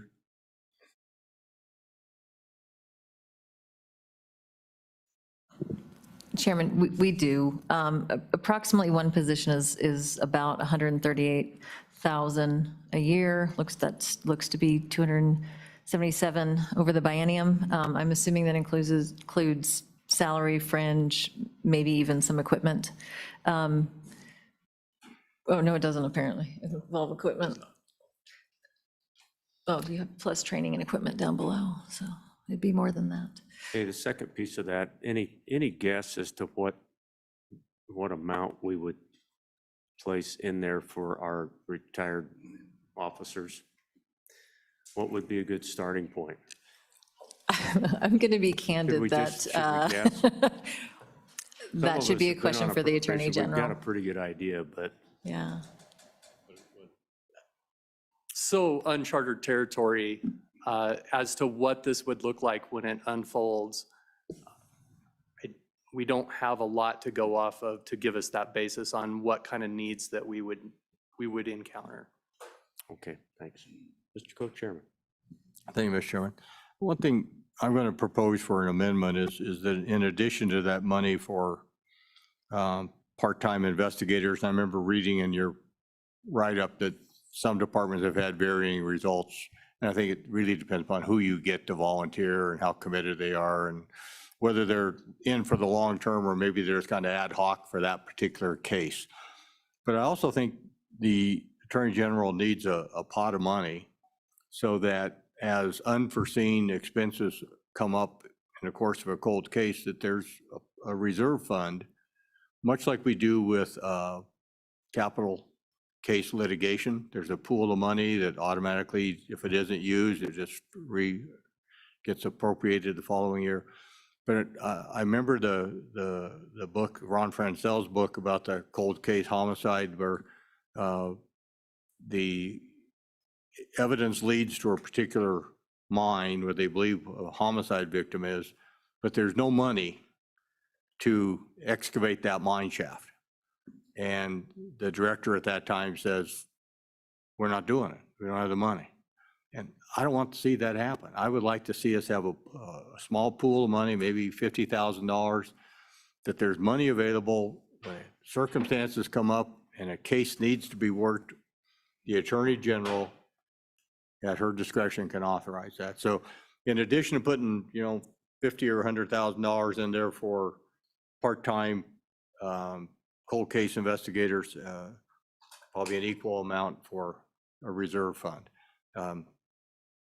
That a valid observation on my part, or is there already some existing ability to pull money from some other source? Ms. Chambers. Chairman, Co-Chairman Washut. Certainly the agency has some ability within their investigative funding. I think the big unknown right now is, as it stands, as we discussed, there's two parts of the statute. There's the part of the statute where the Attorney General, it's the jurisdiction to take over cases if asked, when they're brought in. And then there's the shall, and those are the things that they have the primary jurisdiction to do. Cold cases are falling under the former, where we would have to have a local jurisdiction, depending on what we do with these statutes, whether they have to turn it over to us or they may turn it over us or think they should turn it over to us. You're asking us to guess. Right now, today, DCI couldn't tell you how many cold cases are out there because the local jurisdictions don't provide that information necessarily. And it's tremendously speculative for us to try to say, and so you can tell our reluctance to say, sure, have a pot of X amount of money, when it's also binding the hands of the agencies as far as their own priorities. I do know that, again, through my work with Missing and Murdered Indigenous Persons Task Force, that Select Tribal is also looking at a pilot project to go towards this investigative genetic genealogy to solve some of these cold cases. And we're waiting on proposals for that.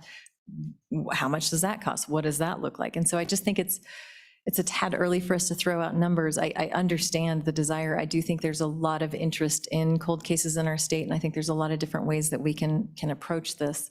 But yeah, you're going to be hard pressed to get us to give you, just because there's so much unknown right now, so many moving parts. But I understand. I mean, certainly you can look at the state pay scale, what pay classification is for X agent, not being able to quantify how much time. I mean, there's a lot of unknown. That's a whole beauty / terrible part about a cold case. There's so much unknown. Mr. Co-Chairman, and then we'll move on and consider 59. I want to discuss both bills and then we'll take those up. So, Mr. Co-Chairman, you had your Just to thing, clarify, and then we'll go thank to you, Senator Mr. Chairman. I think I heard you say 138,000. Was that what your estimate was? Was that for one agent or two? One. That's salary and benefits? Per year, yes. Per year.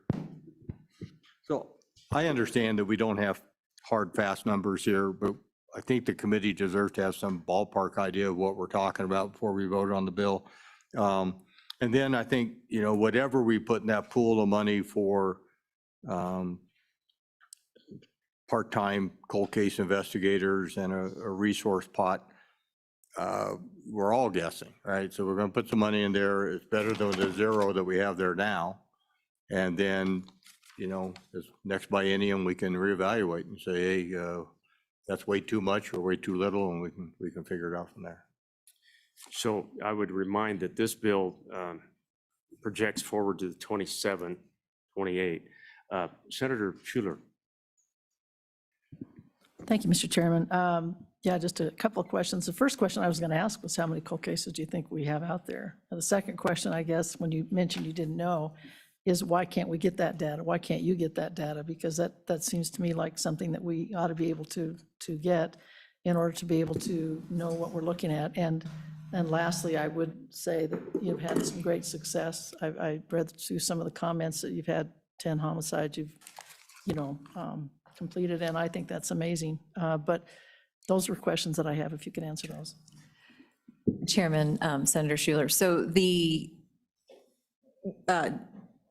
Director Jones did provide I think you referenced some of the charts of the numbers as far as what we are involved in. The reason we don't have solid numbers is because local jurisdictions are not required to report that to us. They don't have to turn it over for us to take over.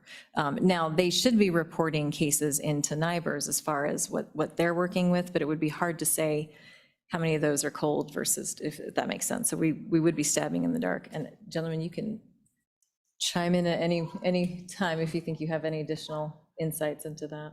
Mr. Cox. Thank you, Mr. Chairman, Senator. So I believe one of our better answers came from your previous testimony, and forgive me, I forget his name, that testified via the internet. And he gave a number of 150. When he gave that number, I did some research into that. He's devising that number from the uniform crime reports. And I believe he went back to 1965 for that number. And that is about the most solid number that we can come up with. The chart represents what we have in a database right now that DCI maintains. It's not a publicly facing database. We have had cold cases represented on our webpage, but that's not really our database. Our database has a little bit more than that. And on that statistical page there, you'll have words that say lead, support, and assist. So if it's a lead, that's a DCI leads that investigation, which I believe are 16 unsolved. If it's an assist, we've been asked to do parts of the case. That might just mean sending agents out to do interviews of different suspects or so forth. If it's just merely support, that is more we sent our lab out or we did intelligence workup. So somebody contacted our Wyatt, our intelligence team, and asked them to do some work on that case, and those would be represented by support. Once they made that request, it got logged through our system, but it is not all encompassing. So that's, again, it's numbers that we just don't completely have because there's no requirement that we have those numbers. Mr. Cox, that piqued a curiosity for me. In all of those cold cases, do we have a pretty good prevalence of DNA evidence? I'm just curious. In this day and age, that's been a game changer, and I'm just curious. What? Mr. Chairman, I completely agree, and that's where the work needs to first be done.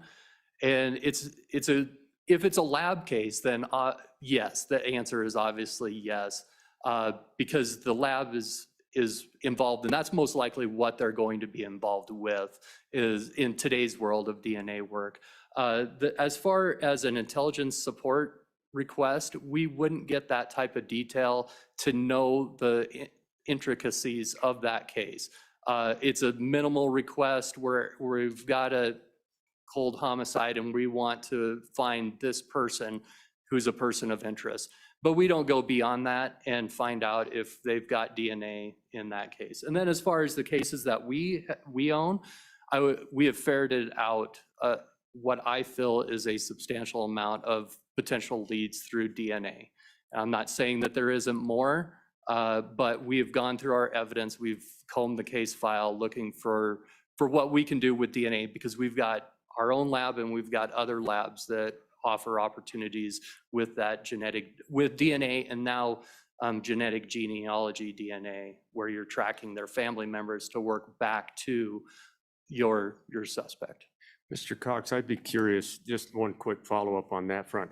I know that there are proprietary organizations out there, corporations.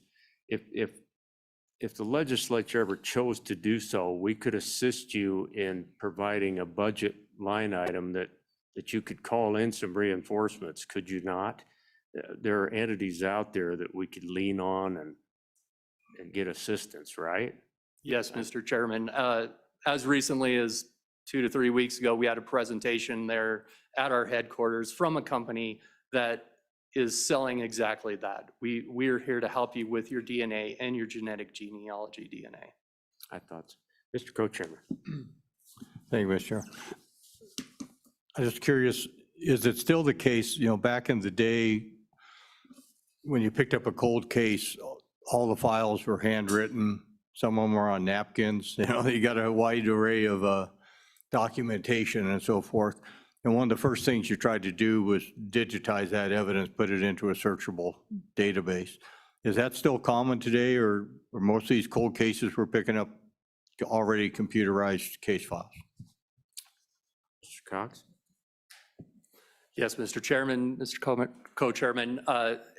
Unfortunately, we haven't apparently moved into that level of technology yet in working cold cases, because we're obviously stepping a fair amount of time backwards on these cases that we are adopting or that we're helping out with. So yes, that is generally still our first act, is to digitize, to go through the files and make sense out of, sometimes, as you said, these are handwritten into notebooks, and then we type it out into a narrative just so we can get a grasp on the case and then share it easily through our case management system. Go ahead, Mr. Co-Chairman. Thank you. And is that work done by the investigating agent, or do you have, what I'm getting at is, do we need to think about some clerical support personnel as well as investigative personnel here? Mr. Co-Chairman, I see exactly where you're going with that, but I myself, I'll express my opinion that working some of these cold cases is digging through it yourself gives you a sense of security and knowledge of what the case contains.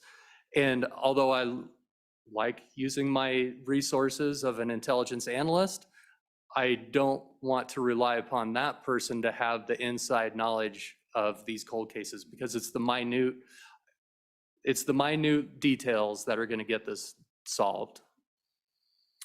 Thank you. Just a reminder, committee, we're on the 10 o'clock this morning item for discussion.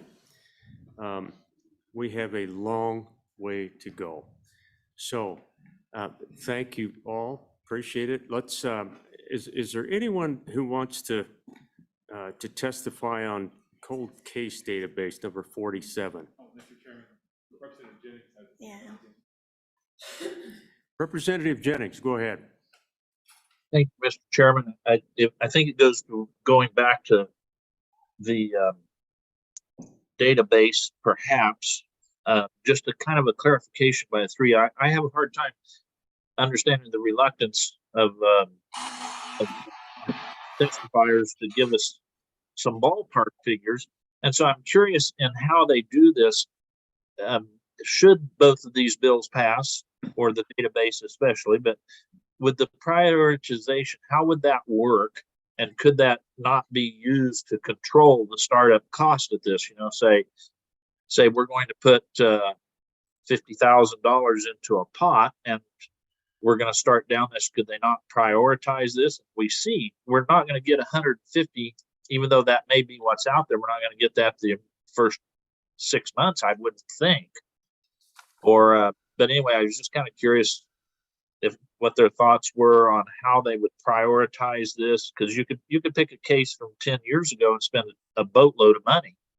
And so I'm curious, because in reading these, I don't see a prioritization plan there, so I don't know how that works. Just curious. So any further thoughts on budget flexibility, gentlemen, lady? I think we've got a couple of years before this bill would kick in. I think, what are your thoughts regarding prioritization, et cetera? Anything? Chairman Landon. I think in just echoing off what Mr. Jennings said, because we got 150 unsolved cold cases in Wyoming, I think the purpose of this is to create a database, not for us to be responsible for all 150 cases. I don't think we certainly do not have the manpower to inherit 150 homicide cases and work them in any fashion to give them justice. So as far as prioritization, our cold case team, when we do receive a cold case and agree to work that cold case, they do provide some prioritization on, they look at what type of evidence is in there, whether there's DNA evidence, whether there's any suspects in those cases, that type of thing. And they prioritize them on the merits of the case, if that makes sense. No, I think that's good. I would say again, is there anyone who would like to come forward and speak on number 47, the cold case database bill? Okay, let's take up 59 to you folks in front of us. If you'd like to move over to draft 59, let's talk about cold case investigations, kind of a companion bill. And then we'll take testimony on 59 committee, and then we'll consider these two bills. So, Mr. Cox, Ms. Chambers, who wants to give us a little overview, observations on 59? Mr. Chairman, yes, 59 allowing us, well, let's start with the highlighted sections. I found no concerning parts, starting with page 5, line 4, the division shall investigate cold cases referred by the Attorney General. That's generally a practice that we would probably abide by anyway. May investigate cold cases referred to the division. I feel that that's fair. We talked about the retired peace officers. Skipping down to line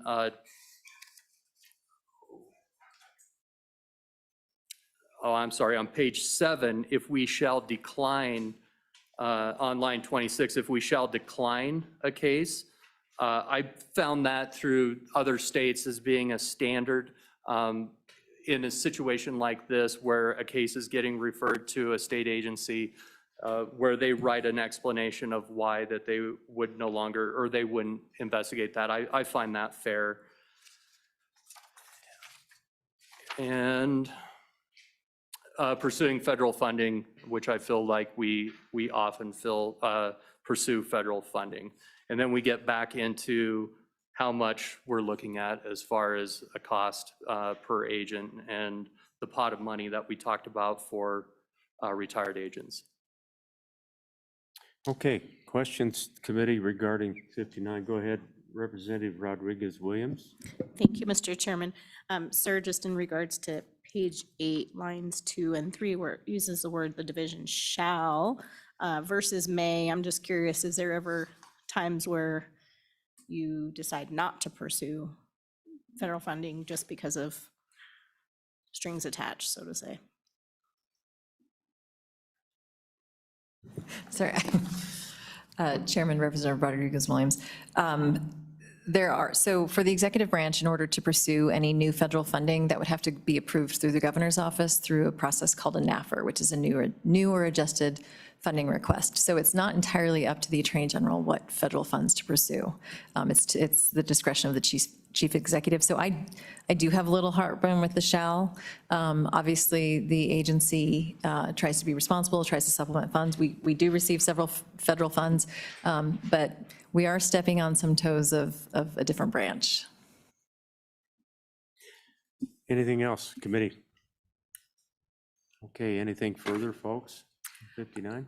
Go ahead, Ms. Chambers. Chairman, if I may, going back to page 2 and the definition of cold case, I would like to let you know that Director Jones and I are in conversations with Utah, who I believe this was modeled after, and their SBI and their cold case unit, and kind of learning from them some of the pros and cons and things that they would do differently. And I would like to add that they suggested following Arizona's language, which you can find in the staff comment, which is actually 1 year and has no viable and unexplored leads. I'd like to mention that, a case can be cold right out of the gate. And Mr. Cox can explain that further, but what Utah wanted me to share with you is that they found that with this 3-year that sometimes local agencies were holding on to things, misinterpreting that, well, we have to wait 3 years until we can determine that it's cold, and that's not really the intention. But these are policy decisions, but I just wanted to impart what we're trying to learn from our neighbors to the west. No, that makes sense, Ms. Chambers, and that's why I asked Mr. Fuller about that 1 year. Yeah. There's some pluses and minuses, aren't there? I mean, Mr. Cox, what are your thoughts? The 1 year, the quicker you can get it, the better chance you maybe have, huh? Mr. Chairman, a couple things going on with this. I echo everything that has been presented there. I feel like talking to Utah and Colorado, when you set the number of 3, you have to give some clarification if we're going to set a 3-year, because there's agencies that want to submit it sooner than that 3-year mark because they realize that that is a cold case already. And I'll give you another example. When a skeletal remains is found out in the desert with bullet holes, it's a skeletal remains where we've got, maybe we're over 3 years instantly. Very likely we're over 3 years. So when we say 3 years from the occurrence, that puts us in a little bit of a catch of when did this actually occur? And so is that agency picking this up and then submitting it to the database the next day? On the front of the database, though, I would hope that in the long run, not only is this a help to the public to have transparency about these cases that we're working, and for them to see those cases and hopefully make some leads if we can, but also even more so, we're sharing that back out with our local law enforcement, and hopefully they are also putting connections together, looking at their cold cases and comparing it to other cold cases that maybe are just 40 miles away, but in the next county, but possibly just within a few weeks or maybe a month. Maybe they have the same MO or type of crime that occurred, similar circumstances for them to look at that. And I apologize, there was a lot that was in there, so hopefully I answered all those questions. No, I think you did great. Anything else, folks, for the DCI? Let's go to any other testimony in the room. Anything from our sheriffs and chiefs of police?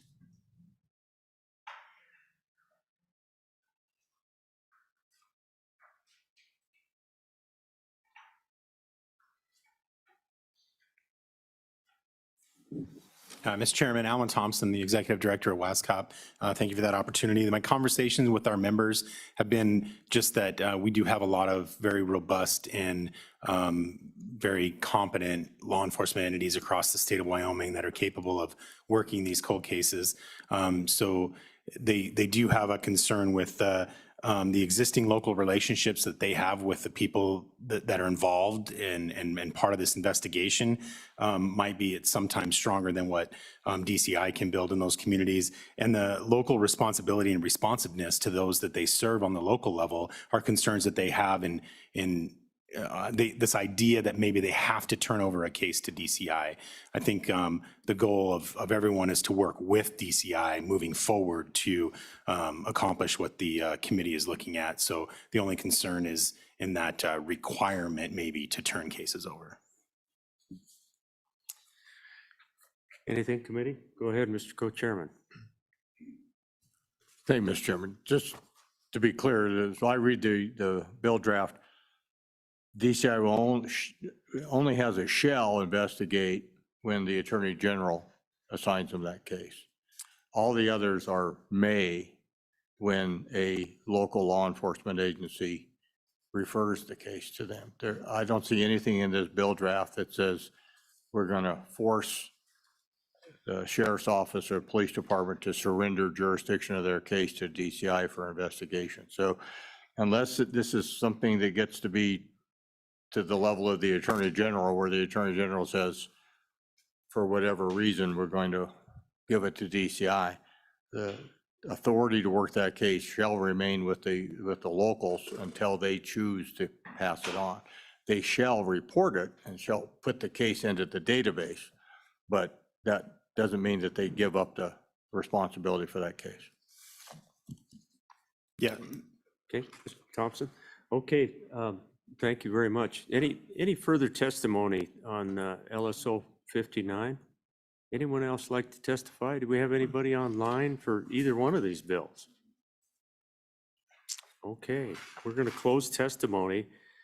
Committee, we have two bills in front of us. Let's consider LSO 47, the cold case database bill. What's the pleasure of the committee on that bill? Senator Case has moved it. Do I have a second? I have a couple of seconds over here. Let's say Representative Nemick. Discussion on the cold case database. Go ahead, Mr. Co-Chairman. I'd like to offer an amendment on page 2, line 14, that we change the 3 years to 1 year. Do I have a second? Second. Okay, seconded by Cooper. Discussion? All in favor of the motion, please. Go ahead, Mr. Fuller. I'm sorry, I didn't mean to get out ahead of you. No, that's okay, Mr. Blow Chairman. that horse down. You know, Mr. Chairman, I think the one suggestion I would offer with these definitions is that they match in both bills. So this is, and I think, the 1 year, I imagine, maybe that's where we're headed with 59 too. The other piece to consider is, so we've got the when. I think the committee may also want to consider the what. So 47 talks only about homicide. 59 references homicide, missing person, and unidentified person. I think there was, discussion about going to Arizona's. Theirs includes sexual assault as well. So just wanted to flag that for the committee. Yeah, appreciate that, Mr. Fuller. Any questions on that front? Does everybody understand that? Are we ready for the question on the, all those in favor of the amendment, please say aye. Aye. Any opposed, no. Okay, that amendment does pass. We're back on 47, the cold case database bill. Anything on page 3, page 4?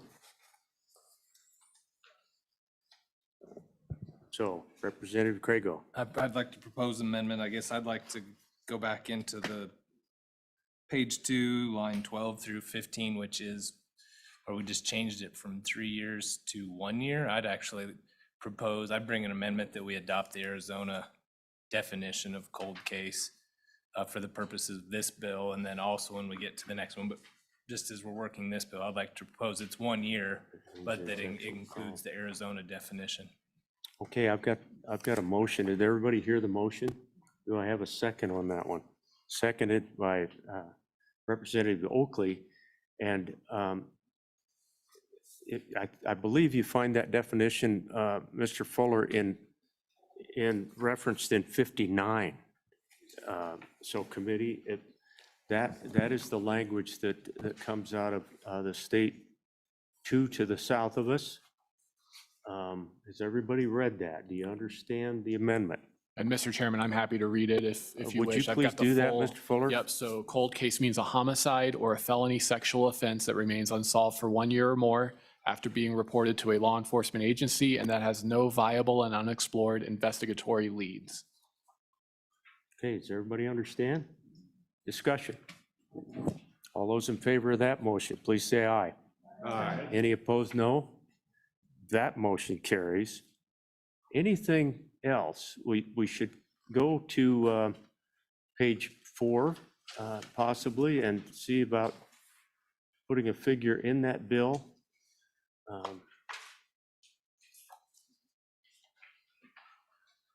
What we could do, Mr. Co-Chairman, is carry this forward. We've already worked the bill. I don't think it would take us long in November. And that would allow us a little bit of time to get some clarification on that appropriation. What do you think? So move. Okay, I've got a motion. Somebody want to second that? And we'll just, seconded by Representative Harrelson, to move this forward. All in favor of that, please say aye. Aye. Any opposed, no. Okay, the only thing left potentially on that bill then would be the appropriation, and we'll work on that for November. Let's move on to 59. What is the pleasure on that bill? Same amendment. Okay, moved by Senator Schuler, seconded by Chestic. Discussion. Same amendment. Okay, a mirrored amendment, but Representative Chestic, go ahead. Yes, I have a proposed amendment on page 7, lines 23 and 24. I would delete the words "performed in good faith pursuant to the subsection" and replace them instead with "to the same extent that active peace officers are immune." And I can discuss if you'd like.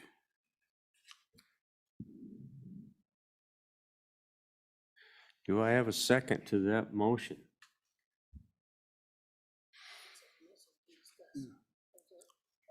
Seconded by Representative Oakley. So let's discuss that one. We have I picked up on a little bit of repetitive language there. Other than that, I see where the representative is going.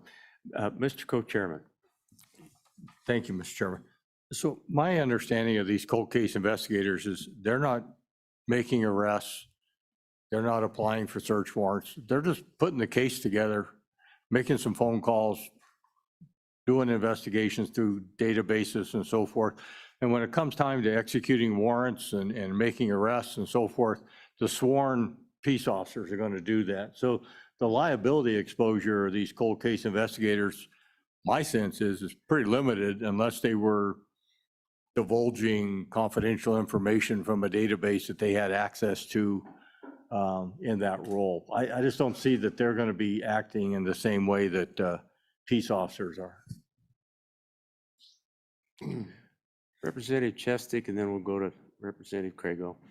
Thank you, Mr. Chairman. My concern is that we need to have the same standards for both the active and the retired peace officers. My concern is that there's a cold case investigation that an active peace officer partners up with a retired police officer. They're both working the same case, and something goes wrong, and there's a lawsuit against both officers, and they both file motions to dismiss because of immunity. One gets off, one does not on immunity because they have different standards. That's my concern, and that's why I think they should have the same standard, and I think whatever the peace officers currently have, the active ones should be the same immunity that the retired officer should have. Okay, thank you, Representative. Representative Craigo. Thank you, Mr. Chairman. I guess my question, I don't know the answer to this. This might be a good question for the Attorney General's office, is actually if these are part-time folks, contract employees per se, are they entitled to the same qualified immunity that employees are? And I don't know if they are, so there may be different standards applied anyways. I don't know the answer, but it's a question that maybe they could answer. I do know that other state employees at a part-time level would be afforded some of the same considerations as full-time employees, but Ms. Chambers, what's your thoughts on that? Actually, Chairman, I'm going to let Commander Waldock answer that Okay, because he has more of the nuance. Go ahead, let's move down the row. Chairman Landon, in response to that, I think there's a likelihood, of course, it would have to be with the approval of the Attorney General, that if we had part-time investigators, they would likely be reserve agents under our, under DCI through post, which I believe would give them the same qualified immunity that law enforcement does. And the reason we would do that is they would have to oftentimes write search warrants, and you have to be a law enforcement officer to write search warrants and take them in front of a judge. So we would likely provide them reserve status. Of course, that's up to the Attorney General and Director Jones. So language on page 7, are you comfortable with the way the bill is written? Or do you feel the need? Chairman, we're comfortable with the language as written. As written.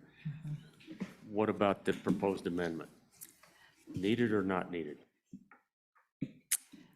Chairman, I don't believe it's needed. Okay, Mr. Co-Chairman. Would it work if we required that they become reserve and thus certified, and then they're covered, right? So if we say that the retired peace officers shall, rather than may be classified as reserve, then they would have to be recruited and selected based upon the knowledge that we're going to give this person those credentials. But then everybody that comes in is going to be given those credentials, and they're going to be covered liability-wise under existing law. Is that a hurdle we I think don't want to the put? short answer to that is I certainly wouldn't want to speak for the Attorney General or my director who was unable to be here today. But we've had discussions, myself and the director, in regards to making, if this was to come to fruition, making those reserve agents and giving him those authorities, which would allow them to have the same coverage that we do. I don't know if that answers your question. Thank you. We have a motion on the floor, and back to the bringer of the motion, Representative Chestic. I think this is tangentially related to the motion I just made, but it relates to the comment we heard from DCI on page 5 on line 12. It says pretty much the opposite of what you said, that retired peace officers offering their service shall not be considered agents. We need to change that language. Is that a problem for you?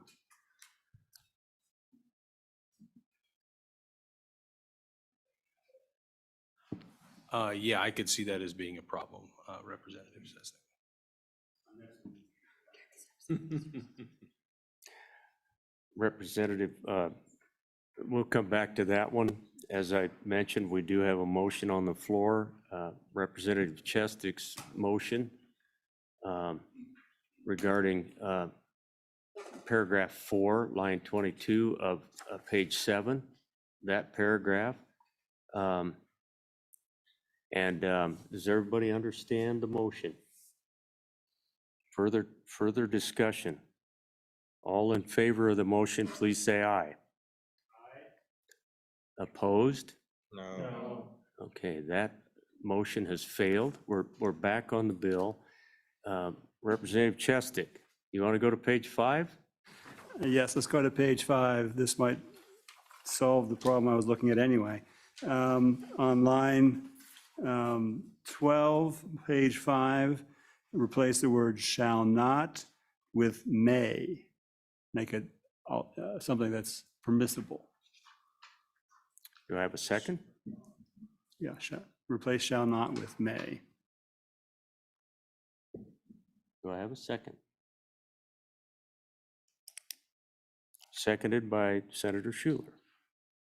Any discussion on that one? Are we ready for the question on that one? All in favor of the motion, please say aye. Aye. Opposed, no? No. That motion has failed. The bill remains as it was on pages 5 and 7. Is there anything else that we want to consider on this bill? We come to the appropriations, and we run into the same issue as we had on the other one, I think, do I have a motion to carry this one forward to the November meeting? So move. Mr. Co-Chairman, second.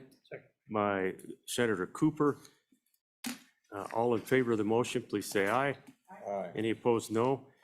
59 will be carried forward, and we will attempt to see if we can't get a budget line item in there. Let's keep going, committee. If you need to take a break, please don't hesitate to do that, but we're going to keep chugging.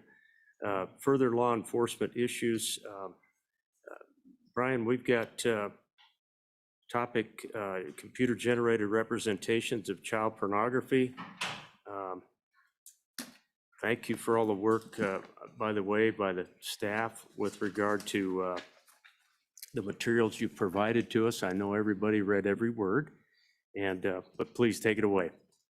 Yeah, Mr. Chairman, you know, in the interest of time, I am happy to defer going through those three memos that we have.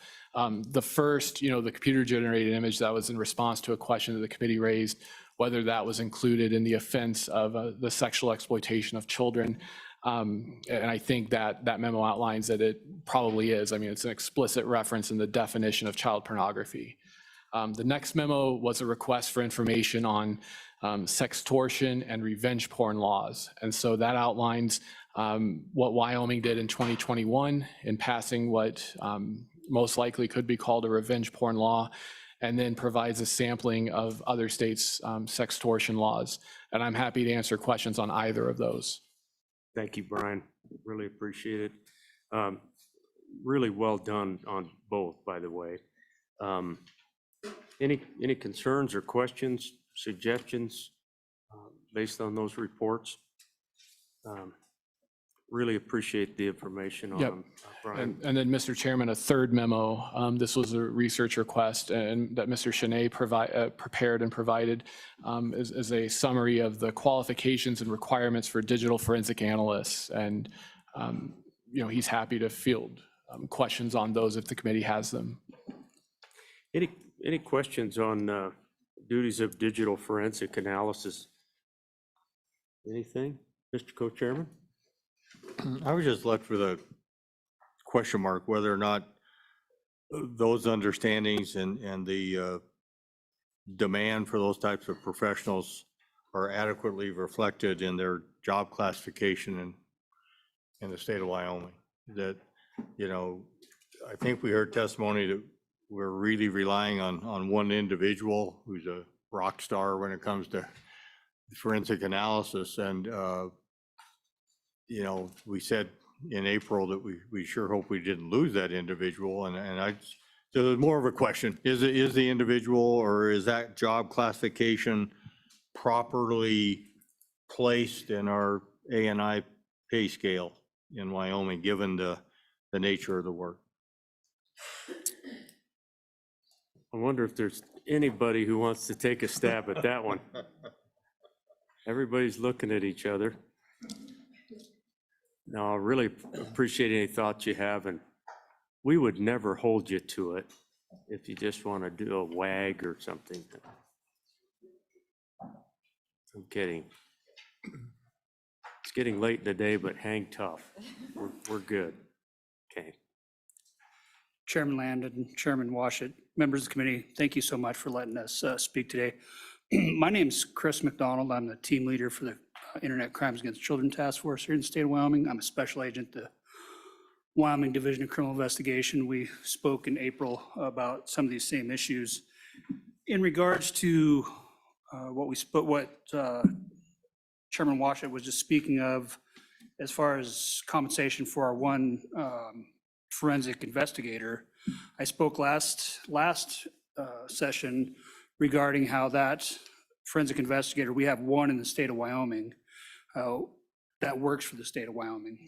We also utilize one forensic investigator that is a member of Homeland Security Investigations, which is one of our federal partners, and is part of the HEROES program, which is a program that utilizes veterans with disabilities to train up and to become forensic investigators. But our the state of Wyoming's one investigator is stationed in Cheyenne. I think it's important to note for this committee is that forensic investigator and one of our actual criminal investigators are fully funded by our ICAC grant, which is through the Office of Juvenile Justice and Delinquency Program.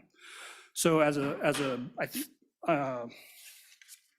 pardon me, I'll need to reference my notes, but the forensic tech or the forensic investigator's salary currently is $61,776, and that's just salary, not fringe. So between that, the special agent's salary, their fringe and their overtime, it's approximately a little over $258,000 yearly.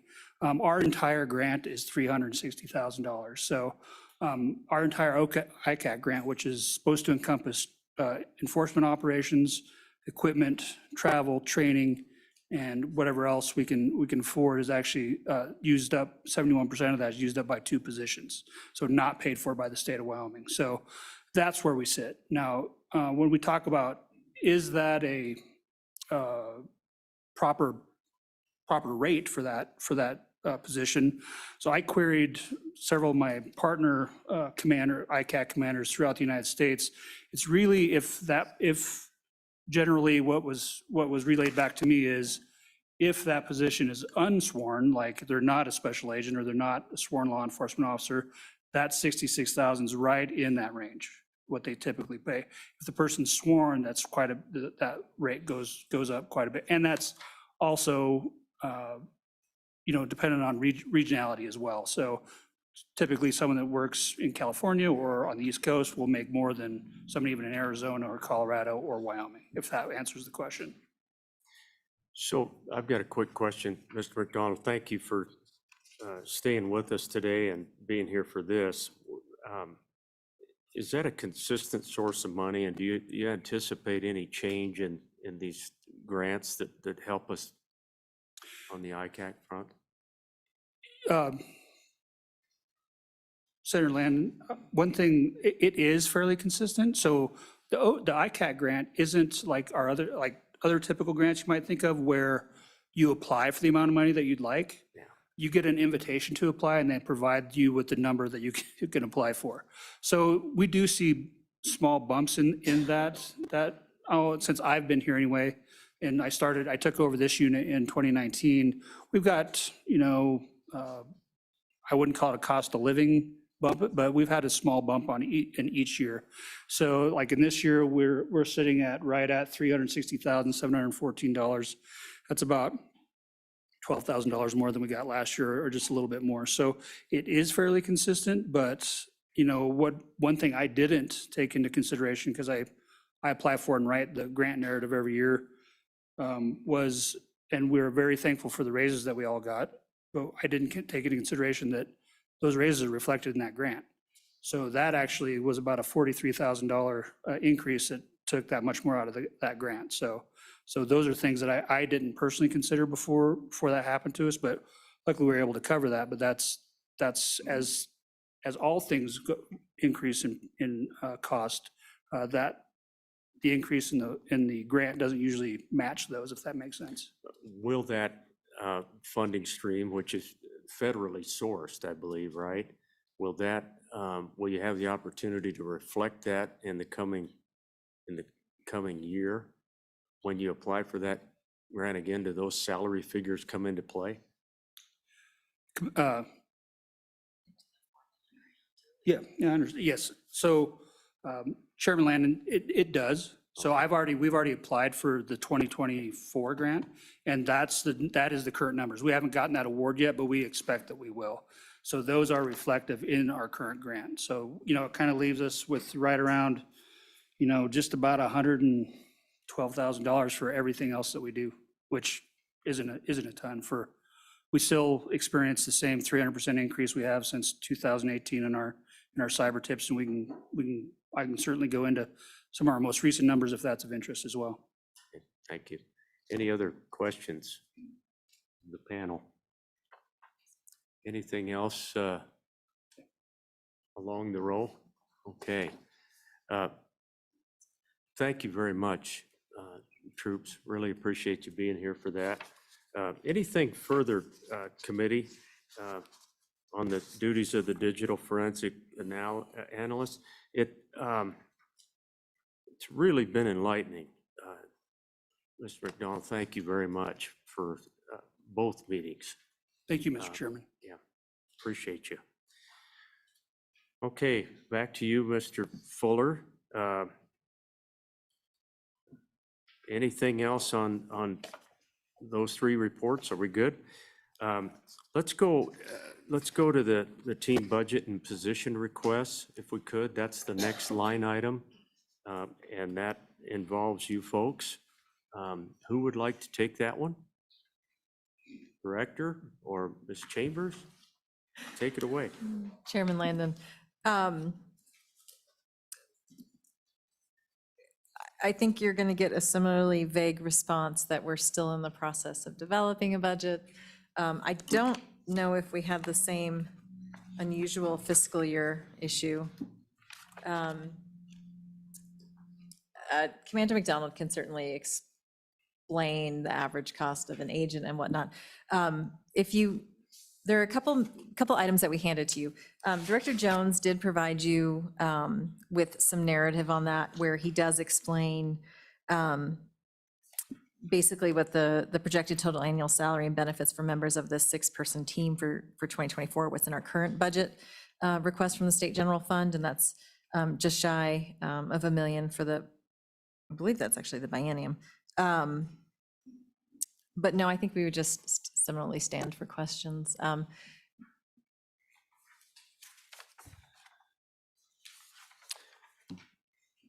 Okay.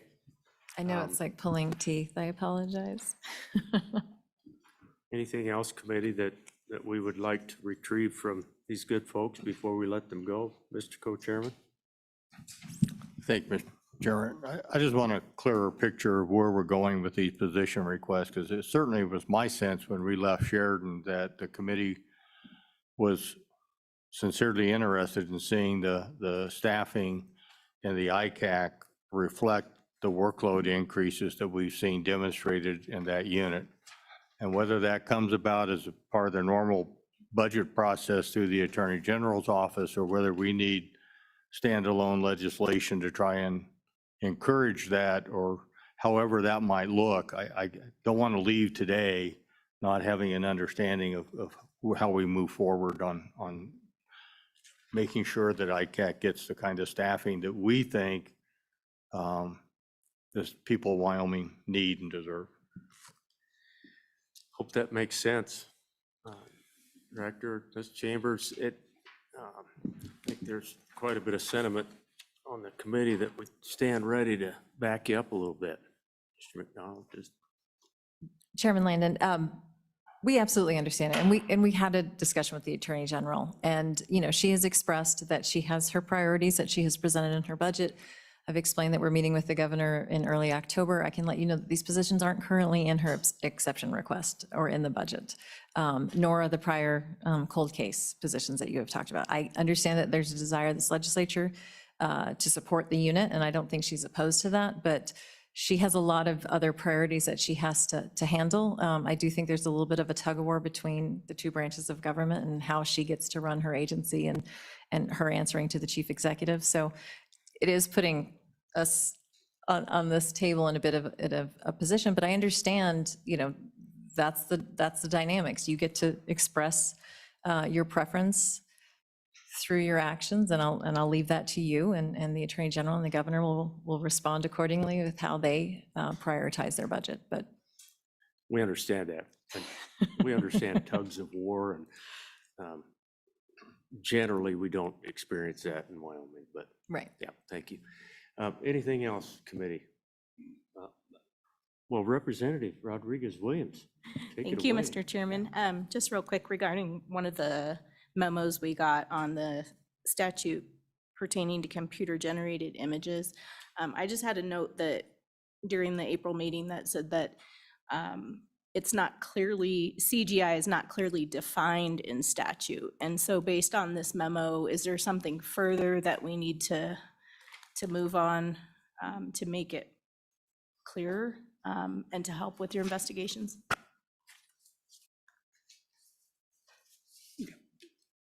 Chairman Landon, Representative Rodriguez-Williams. I think, this is computer-generated imagery is actually in the forefront of CSAM investigation currently. I don't know how many times I've read in the last month about computer-generated imagery. And I think it is such a, the technology increases so dramatically, like day to day to day. I think it would, in my personal opinion, as an ICAC commander, it would be helpful to get the latest definition or research on computer generated or not even computer generated, but artificial intelligence that creates these images. Because the current sentiment or one of the current issues is, literally, if you've ever seen an AI generated image, you can say, hey, draw me a picture of A, B, or C, and it is, virtually indistinguishable. So the question is that in our current statute, child pornography, as we refer to as CSAMs, child sexual assault material. So, I think it would behoove us to get the most recent research on exactly what that definition is and what that includes, including artificial intelligence as well as computer generated imagery, if that helps at all. Thank you. Go ahead, Representative. Thank you, Mr. Chairman. Sir, so I just piggybacking on that, I would just hope that if we can be of further help with that, because times are evolving and AI is going to have an impact on websites, on social media, et cetera, everything that you're already seeing. And so I think it's important that we stay up to date. Yeah, Representative, I'm sorry, Rodriguez-Williams, I couldn't agree more. And I wanted to also express real quickly, on our last meeting, I was asked about specific reports, that if we ever generate specific reports regarding our ICAC, our workload, what we do. I did, and I got the memo late about these were supposed to be turned in a long time ago, but I prepared a packet for each of you that includes what we call of our semi-annual report that I submit to Office of Juvenile Justice and Delinquency Program. So that kind of outlines our biannual statistical input data, and that was July 31st. So that in that packet is there. There's also a series of packet of questions that we have to answer that really does delve into those stats. I also included some forensic stats as well, so that's available if that helps in any way as well. Thank you for that. Go ahead, Ms. Chambers. Thank you, Chairman. And Representative Rodriguez-Williams, I just wanted to piggyback on that. So you'll notice that Commander McDonald uses the term CSAM. And so one of the handouts that we provided was a proposed change to this current statute to strike the term child pornography and insert child sexual abuse material in keeping with, quite frankly, the world that Commander McDonald lives in and the terms that are used. And so that's just something that we would throw out there that we did provide for you to review. Is that the page 64303? Is Yes, that sir. the suggestion? Yes. Committee, that is electronically provided. I don't have it in front of me here, but does that help, Representative? Do you have that in front of you? And I wasn't completely sure where that came from, so I appreciate it, Mr. McDonald. So that came in relation to what we're talking about right now. Am I reading that correctly? That's correct, Senator, or Chairman. Okay, and committee, I want to go to Mr. Fuller. Do you have observations on, have you seen that suggestion, Brian? The sexual exploitation of children, penalties and definitions that was provided to us? Yes, Have Mr. you had a Chairman. chance to look at that? And it is online. It's 16-08. Okay, under meeting materials? Correct, Mr. Chairman. Okay. Any observations on that suggested language change and/or in relating to the conversation on computer-generated images? So, Mr. Chairman, the first question, whether I have any observations on this, I think it's a matter of policy. It appears to be a change in nomenclature. would be what I understand to be the proposed change. In terms of the definition itself of child pornography, the computer-related image, I would note, the very first thing that is in that definition, child pornography means any visual depiction. So it's quite broad. And then from there, you go into the word including. So it lists examples of that. But I think at its broadest, it's any visual depiction where, and then you get into, the specific requirements of, depiction of sexual conduct and whatnot. Thank you, Brian. Appreciate it. We never like to go anywhere without you. And I saw a head shake down the row here too, which gives me comfort. So, Mr. McDonald, thank you for that. We will take that one under advisement. Anything else on any of this? The team budget position request is where we are. We're to the end of really what we have down on the agenda for you folks. Anything else from any of the three of you? Thank you for your time and patience today.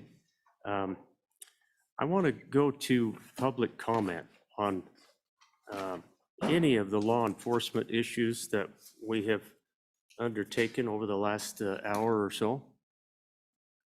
Good afternoon.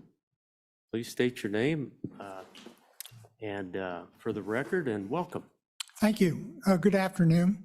My name is Ross Schriftman. I'm a citizen of Casper, and I'm also a member of the Jewish Pro-Life Foundation, and I have the honor of being the lead coordinator for the Casper area pro-life community. Thank you for addressing this issue of child pornography online. Recently, there was a movie, if some of you have seen it, it's called The Sound of Freedom.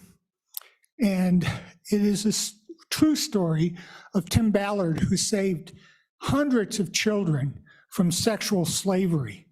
In that movie, the most quoted line is, "God's children are not for sale." Recently, some disturbing numbers have come out of the Department of Homeland Security. There are hundreds of thousands of children coming into this country that have been assigned to sponsors. There is concern that those sponsors are not properly vetted. There is also 85,000 children that Homeland Security cannot find. They're missing. They're somewhere in our country. That is very disturbing. If you've seen the movie, it is where men with sexual perversion sit in front of computer screens and not only seeing images, as you just mentioned, this AI, but the actual videos of children being sexually assaulted. These children are very much an asset to these people that are abusing them. They make money doing this. When a child becomes pregnant, the abuser will try and get the child an abortion as quickly as possible so that they can hide the evidence and continue their perverse activity. This year, as you all know, you worked on it very hard, and I watched a lot of the hearings and participated. Pro-life laws were passed, but there's a hold on them right now. In Casper, there is an abortion business operating since April. My concern is, are they reporting when they have a minor come? Are they reporting that to Child Protective Services? Are they, I understand there's a law that they're supposed to report the abortions, the number of abortions, the circumstances, and I think they also have to support the age. So this is something I think Judiciary Committee should look into. And that's basically my comments today. Mr. Troutman, right? Schriftman. I apologize. Oh, that's okay. It's a hard name to pronounce. It actually means scriptman. Okay, And I've written a script about my mom who died of Alzheimer's, so it's kind of, Well, thank you. Sure. Appreciate it. Good to see you again. Yes. Appreciate your testimony. Okay. Any questions, committee? Thank you very much. Thank you. Mr. Chairman, if you would repeat the name of the movie that he said, and then also would you spell your name for me? Because I Sure, still don't get, I'm sure. hard of hearing. The movie is The Sound of Freedom. Okay. And my last name I'll spell for you, SCHRIFTMAN, and my first name is Ross, R-O-S-S. Thank you very much, sir. Thank you. Thank you, Mr. Chairman. Thank you. Really appreciate it. Thanks, Okay. Senator, for getting that information. Before we move on, committee, we certainly could look at the suggested language change under the sexual exploitation of children statute. I just call that to the attention. Any one of us could bring that as an individual bill if we so choose, but that was suggested by DCI. Okay, let's move on. Once again, I'm not going to take a break. Committee, please feel free to do that, and we will move on. We have 3 bills for consideration, 44, 45, and 46. Uniform child abduction prevention, interference with parent-child contact, and the educational neglect applicability.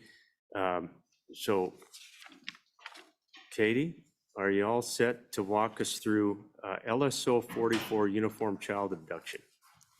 Chairman Landon, members of the committee, Katie Adams, LSO. This is 24 LSO 44, Uniform Child Abduction Prevention Act, Working Draft 0.5. The bill draft adopts the Uniform Child Abduction Prevention Act, which authorizes a district court to order child abduction prevention measures when the evidence establishes there's a credible risk of abduction of a child. In the interest of time, I'm going to provide a very broad overview of the act and then field any questions that anyone has about specific provisions. Pages 2 to 4 contain definitions. There is a definition of abduction, which does cover wrongful removal and wrongful retention. Those definitions generally track some of the definitions that are in our current law under the uniform law on enforcement and jurisdiction. Page 5 specifies who may file a petition for abduction prevention measures and permits the court to order abduction prevention measures on its own motion or on a petition.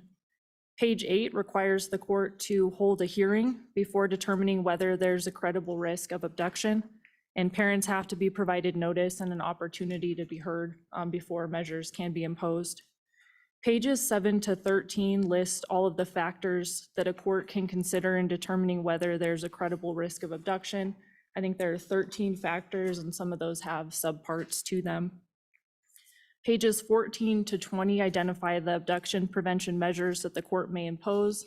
There is a wide variety of those measures, providing the court really with a choice of remedies. And the comments do note that ideally the court's going to choose the least restrictive measures and conditions to maximize opportunities for continued parental contact while minimizing the opportunities for abduction. I would note that an order entered under this act may be subject to court challenges, which is true of most child custody orders.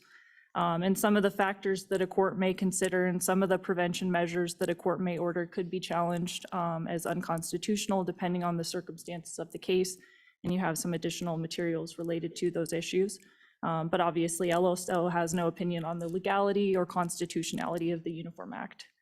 And with that, I would stand for any questions. Committee, any questions for Katie? Representative Chestic. Thank you, Mr. Chairman. Katie, Ms. Adams, do you know how many states have already adopted this?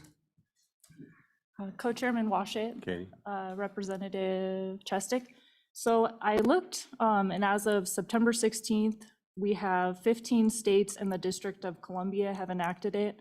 And then it's been introduced in 3 states. Of our neighboring states, Colorado, Nebraska, South Dakota, and Utah have adopted it. Very good. Any further questions?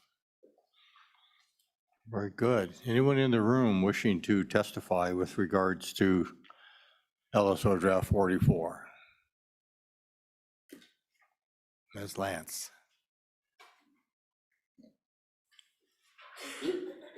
Welcome back to Joint Judiciary. State your name. Thank you, Mr. Co-Chairman. My name is Beth Lance. I'm an attorney in Cheyenne with the law firm of Lance and Hall. Good afternoon, members of the committee. My firm does primarily practice in the area of family law. And I had been in front of this committee, as you'll recall, at the last interim meeting where this as an issue overall was discussed. Suggestion was made for the state of Wyoming to adopt this model legislation.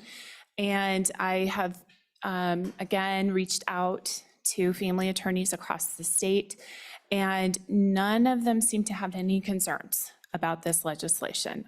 This legislation does, I think, a very good job of giving tools to both lawyers and the judiciary, wherein it lays out very clearly the factors that you need to bring before the court in a petition, and then what the available solutions are for the court to work towards the prevention of an abduction by a parent. While this has come up certainly before, fortunately it is rare. Under existing law, we have had cases where we have brought these issues to the court just on a general motion and asked for things like restrictions on passports and things like that in order to try to prevent a potential parental abduction when there's been an indication that that might occur.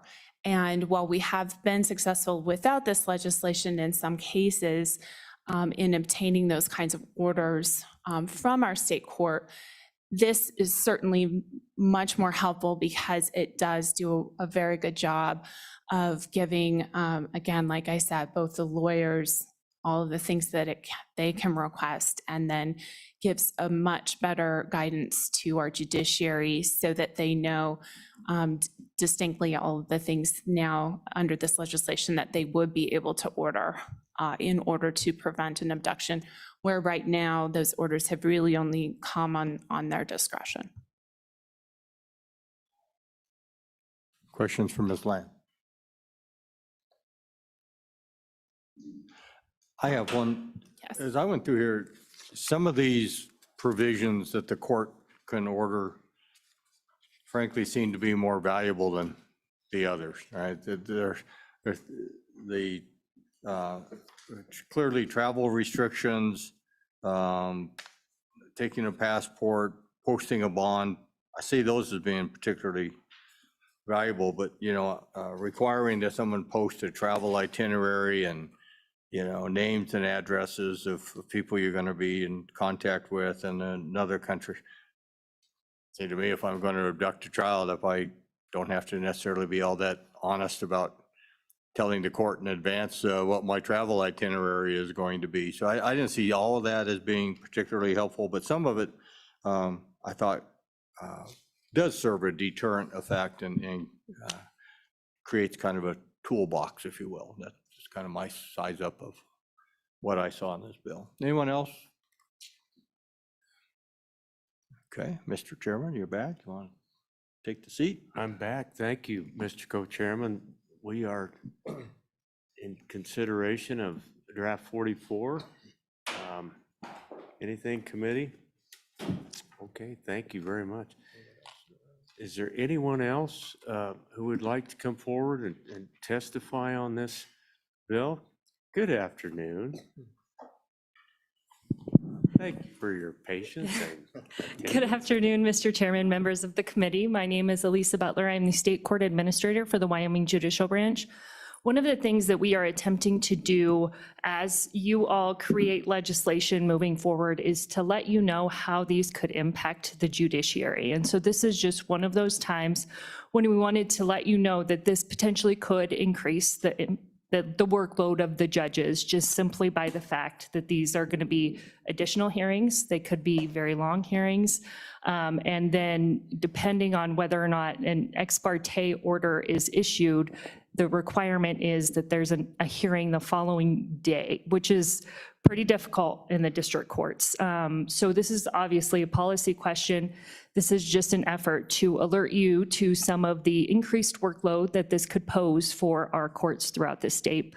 I think one of the things that you've heard pretty consistently from us is some of the laws that are passed, some of the things that happen at the Supreme Court level, that increases the workload for our trial judges. And so we're just trying to be a little more proactive about letting you know when that could potentially happen when we see this legislation come across our plates. So with that, Mr. Chairman, I'd be happy to answer any questions. Any questions for Ms. Butler? Senator Schuler. Thank you, Mr. Chairman. I understand your issues with that and your concern with that. I guess I'm wondering if this bill would alleviate, though, the issue sometimes, maybe making it a little more clear, particularly with travel issues and supervision and people wanting to leave the state, maybe for grandma's funeral or whatever, and someone else doesn't give them permission. I mean, I have to err on the side of the child, basically. So I understand that it may muddle up the courts, but do you see this as being a big issue? I mean, is it something that we're seeing a lot of? I'm just wondering, numbers wise, if you could even put some numbers to that. Ms. Butler, go ahead. Mr. Chairman, Senator Schuler, I don't actually know how big of an issue this is. The district court judges have a number of tools in their toolbox already. I think you heard Ms. Lance testify to that. And I could see how this could be a benefit to attorneys, definitely, and to parents. But potentially it could increase the workload of the judges, and we just want you all to be aware of that.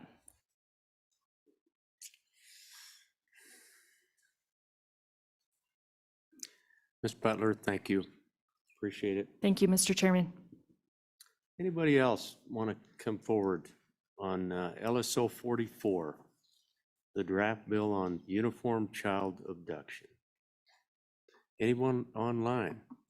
Okay, let's close public testimony. What's the pleasure on this bill, committee? Do pass from Senator Case, seconded by Representative Nemick. Discussion. Any discussion on this bill? I'm inclined to move it forward. Are we ready for a roll call vote? Okay. Larissa, please take a roll call vote on 44. Senator Case? Senator Cooper? Aye. Senator Furphy? Aye.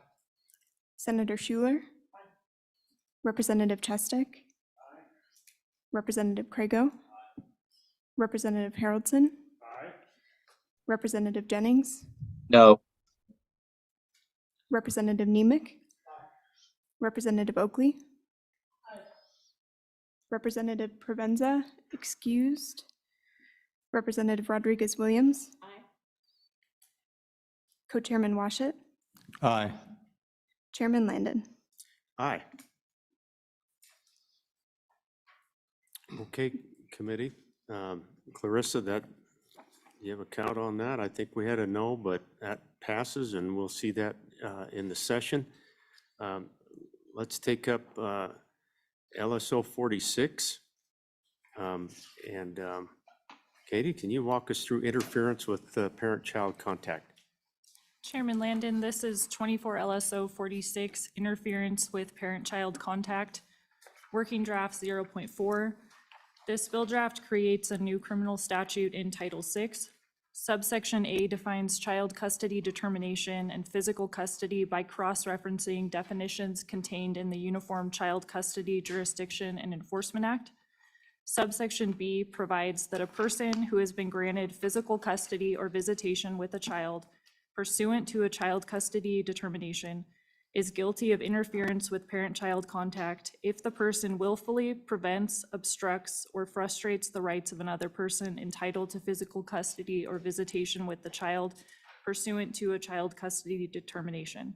Subsection C specifies that the crime is a misdemeanor punishable by imprisonment for not more than 5 days, a fine of not more than $500, or both. The staff comment explains that the bill draft is modeled after Montana Code 455631 with some modifications to tailor the language to Wyoming law. The staff comment also notes that the committee may wish to consider whether to include any affirmative defenses, such as those that are included under Montana law and set forth in the staff comment. And with that, I would stand for any questions. So Katie, just a little bit more on the Montana law. As you look through it, it's obviously much more lengthy than even what we're looking at here. What other thoughts do you have on it? Chairman Landon, it does include affirmative defenses that could be important to consider.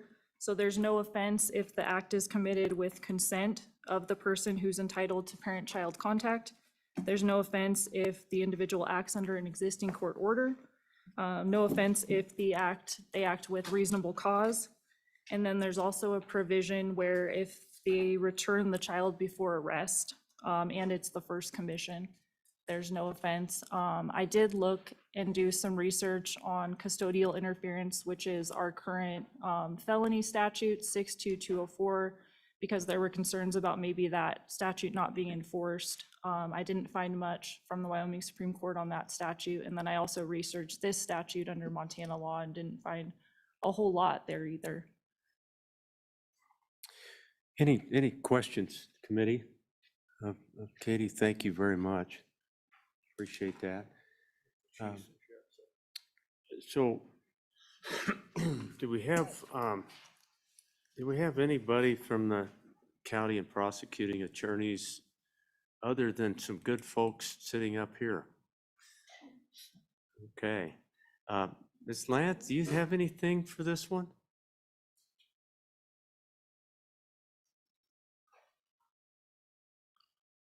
Thank you.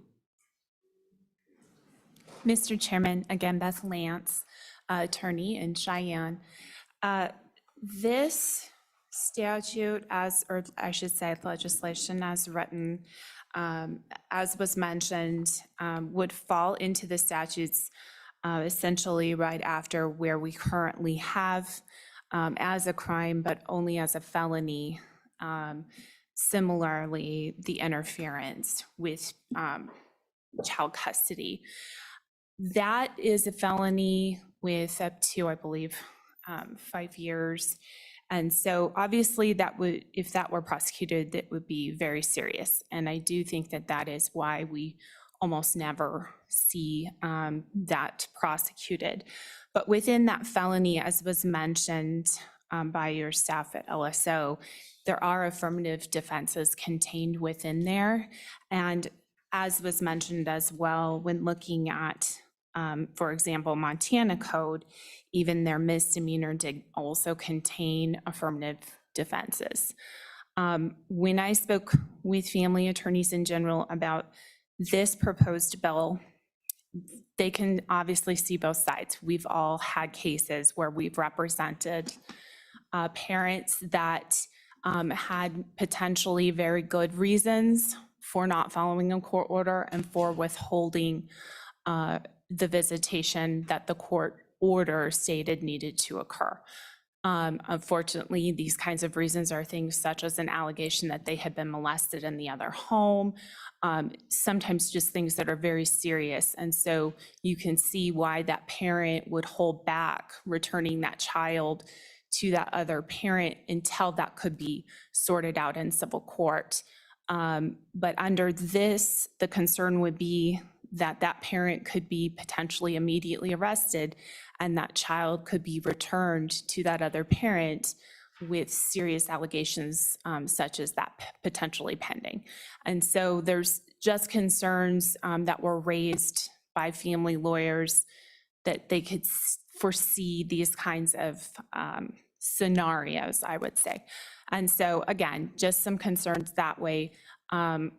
Certainly, though, the family attorneys that looked at this all felt that if it did contain the affirmative defenses, that would certainly go a long ways towards alleviating, I think, some of these concerns in their mind.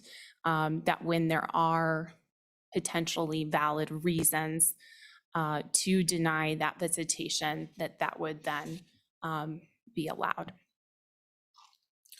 So if I read correctly, then Ms. Lance, you're suggesting that maybe we import some language from up north. And then my question would be, are we better off with this legislation or better off without it? Mr. Chairman, I think it's hard to say. I think we can come up with times as well as family attorneys where we certainly have seen a parent just simply willfully withhold a child without any good reason, and it can be quite difficult to get that turned around. While it may occur in civil court, sometimes civil court is very busy, as this committee understands. And so there are times where a parent may be denied visitation for quite some time before you can get in front of a judge in civil court to get that worked out. So we can see both sides of this as family lawyers. So it's a tough issue. Certainly, though, I think if with it being a misdemeanor, I think we would potentially see it utilized more than with it just being a felony as it is now. But at the same time, then if the misdemeanor also contained the affirmative defenses that are contained within the felony statute, I think that would provide a little more balance. Mr. Co-Chairman. Thank you, Mr. Chairman.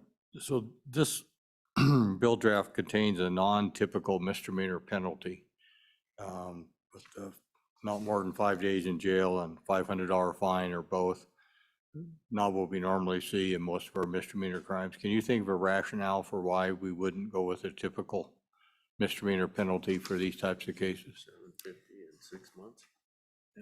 Mr. Chairman, Mr. Co-Chairman, I can't, and I will say the cost would be the same. Any crime that has potential jail time, whether it's 1 day or 1 year, you have a right to a jury trial, you have all of the same rights. And so the judicial branch would be affected the same, essentially either way.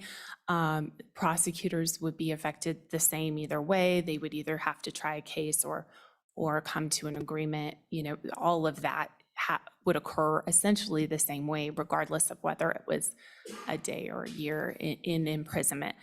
When there becomes a difference is if imprisonment were not contemplated.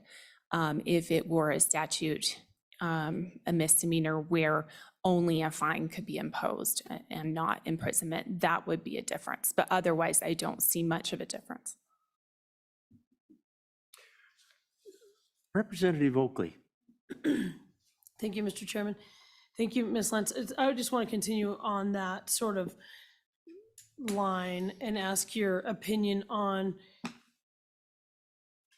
if we were to change the law or have this, basically reducing it from a felony, from a 2-year felony to a misdemeanor, if you think it would make more sense to have then sort of typical misdemeanor penalties attached. I'll just say I'm looking at, and it seems rather absurd to me that we go from it being a 2-year felony to a 5-day, which we've never had, misdemeanor. And I just don't know where we're getting at that point. Like, if we're not going to have the law, it seemed to me that we wanted an increase of enforcement. I can just say, and then you started down affirmative defenses, which sound a lot like what would be hashed out in civil court. As she just pointed out, we'd be talking jury trials for a 5-day misdemeanor. This is another way to make sure it's not used. The 5-day just makes no sense to me personally. But so my question then to you, and I know you don't want to necessarily say, but do you think would you support the taking it down to a misdemeanor with sort of typical penalties? Does that make sense to you? Lance? Mr. Chairman, Representative Oakley, Yes, to me, that does make more sense. Obviously, it would make more sense in my mind to keep it in line with the rest of our statutes where we have the more typical penalty related to any misdemeanor crime. This would be certainly very unique and could create potentially unique challenges for prosecutors, as I believe Representative Oakley is indicating. I will say that overall, I do think that the testimony we heard at the last committee hearing and from what I have heard overall from attorneys is that they would prefer there to be some level of enforcement of these custody decrees. And so I believe that certainly if there were going to be enforcement, I think that a misdemeanor does make more sense than a felony, which is all that currently is permitted under our law. So let's go to Representative Chestic. And then, did I see a hand down here? Thank you, Mr. Chairman. I see that the line 12 on page 2 refers to physical custody or visitation. And I'm wondering if the current statute 62204 has the same distinction, or is that one just about custody? I mean, do you see a distinction between custody and visitation?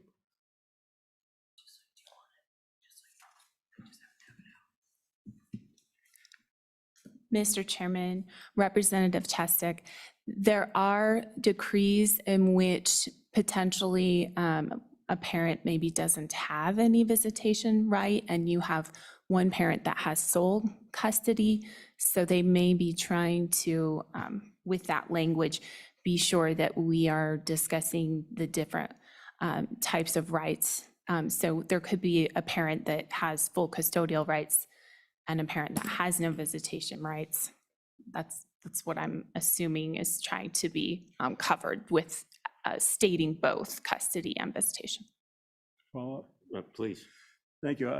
Representative Oakley just handed me 62204, which does not refer to visitation. It refers only to custody. So there does seem to be an expansion of the kinds of conduct that would be covered under the misdemeanor statutes. They're not identical. But my follow-up really is on line 10. Does the word willfully give you any heartburn? Because every time it becomes an intent crime, and every time you have to get into somebody's head, I ran late for some reason. The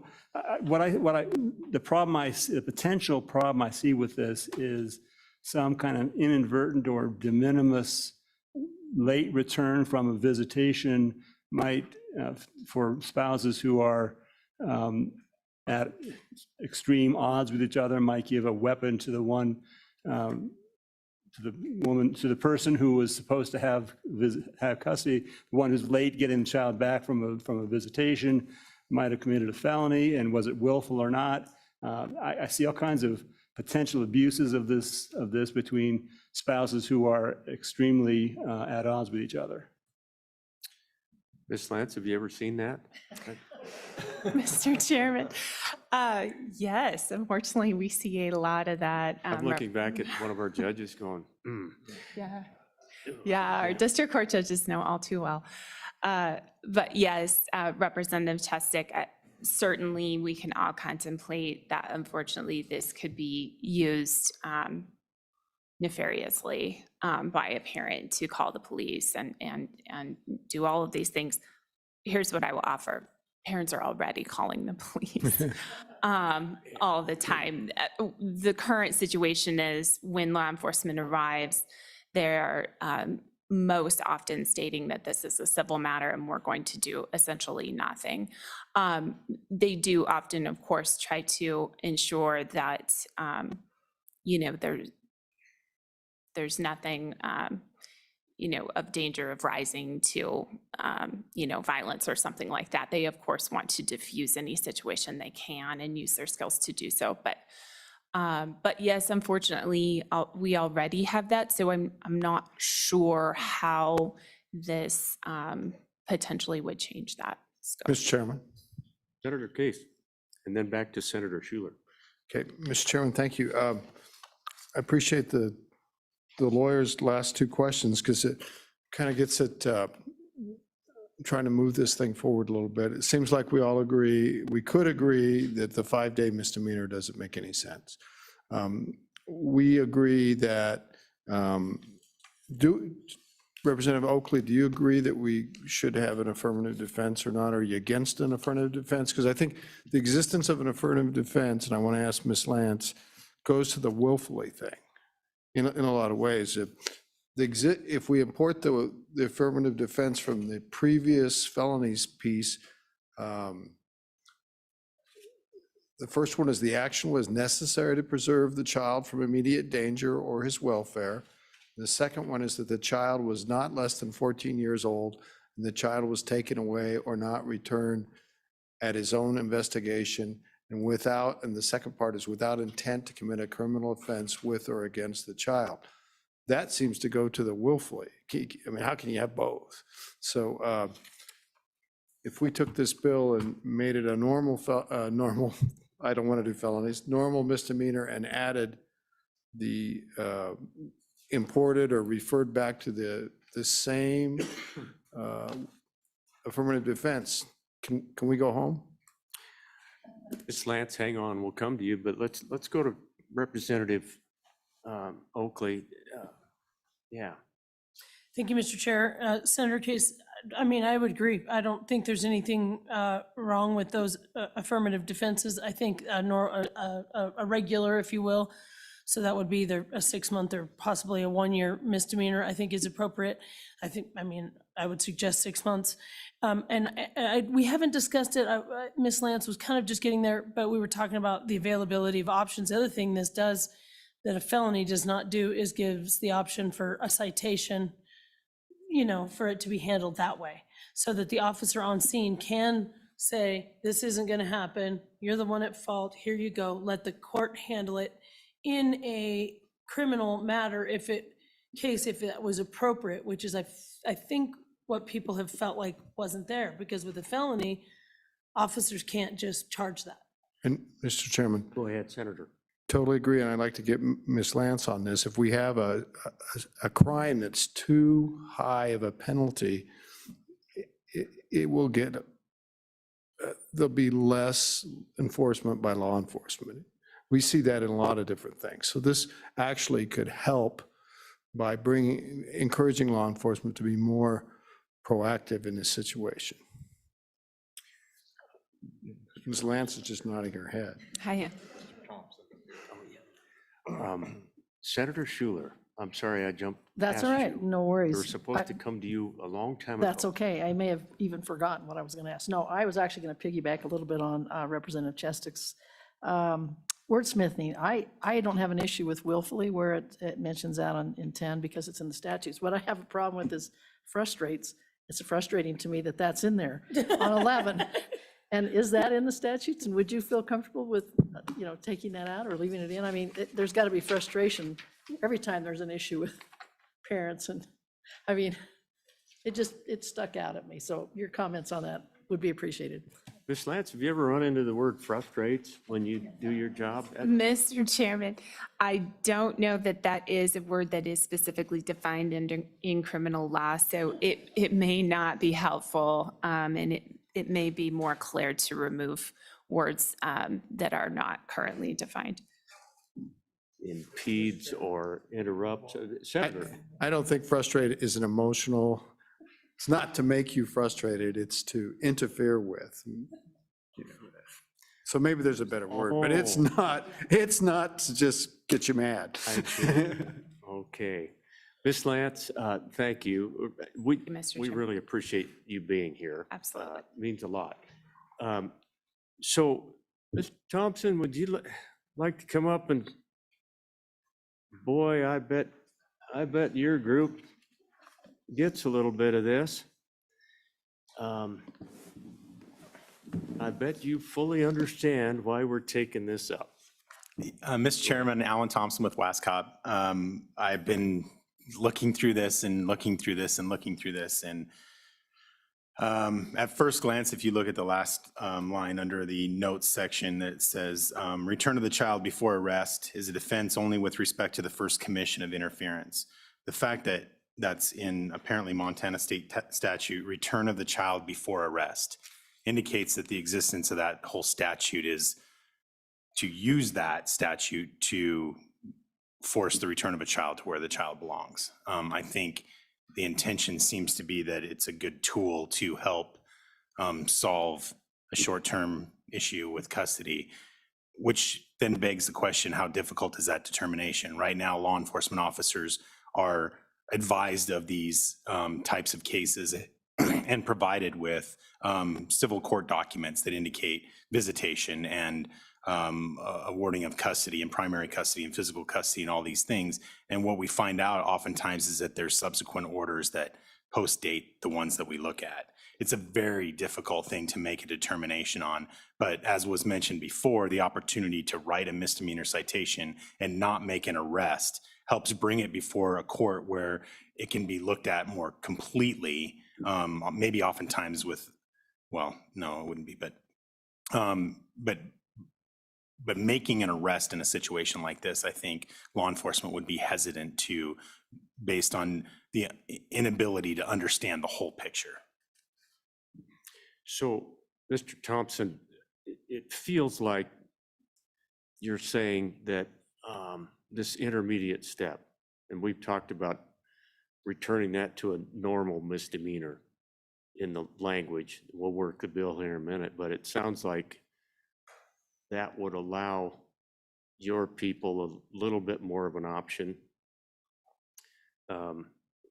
What you can tell the committee was concerned with the fact that we have a felony level and really nothing else to give you you and your people as they go out to try to mitigate whatever situation's going on. So do I read that right? Do you like the misdemeanor ability in the? This is something that I don't have input from our membership, so I'm based on conversations that we've had in here and my personal experience. The one thing, Mr. Chairman, that you mentioned is, the drastic difference between the felony and the misdemeanor. I just hope the committee is not considering changing the felony statute as it exists. It does serve a purpose. I've used it personally, and it is, I think, something that is needed. Whether the misdemeanor statute is needed or can be used is something that we need to ferret out. And I think based on the writing of this, it seems like it's written as it looks there to be a tool to get to a solution Sunday night at 5 o'clock rather than involving the court. A 5-day jail sentence as a max penalty for a misdemeanor is definitely indicative of that, I think. I think I speak with some authority saying there's not much sentiment to remove the felony. Okay, thank you. Language in the statutes, but anybody else for the sheriffs, chiefs?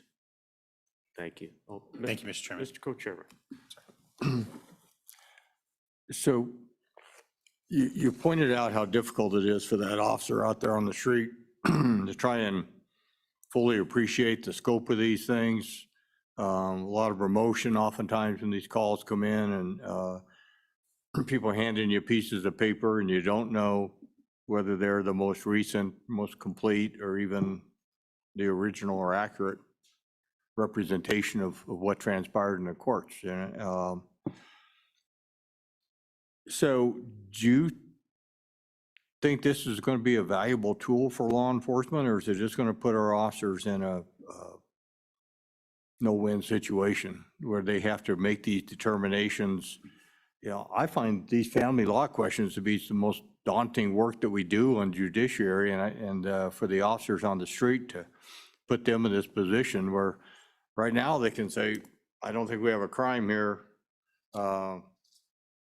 They can opt out. So your thought, is this something law enforcement is going to want to have in their toolbox?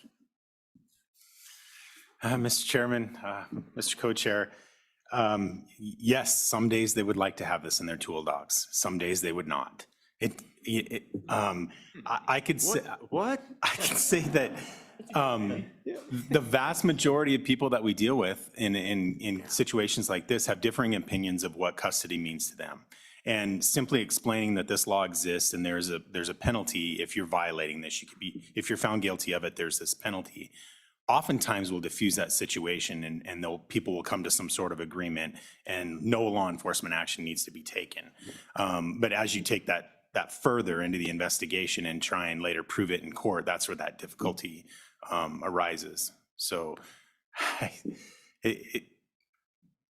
Mr. Thompson, it seems Chairman, to it's a me tough like one. The misdemeanor language would also allow, and I'm curious about, maybe you've run into this,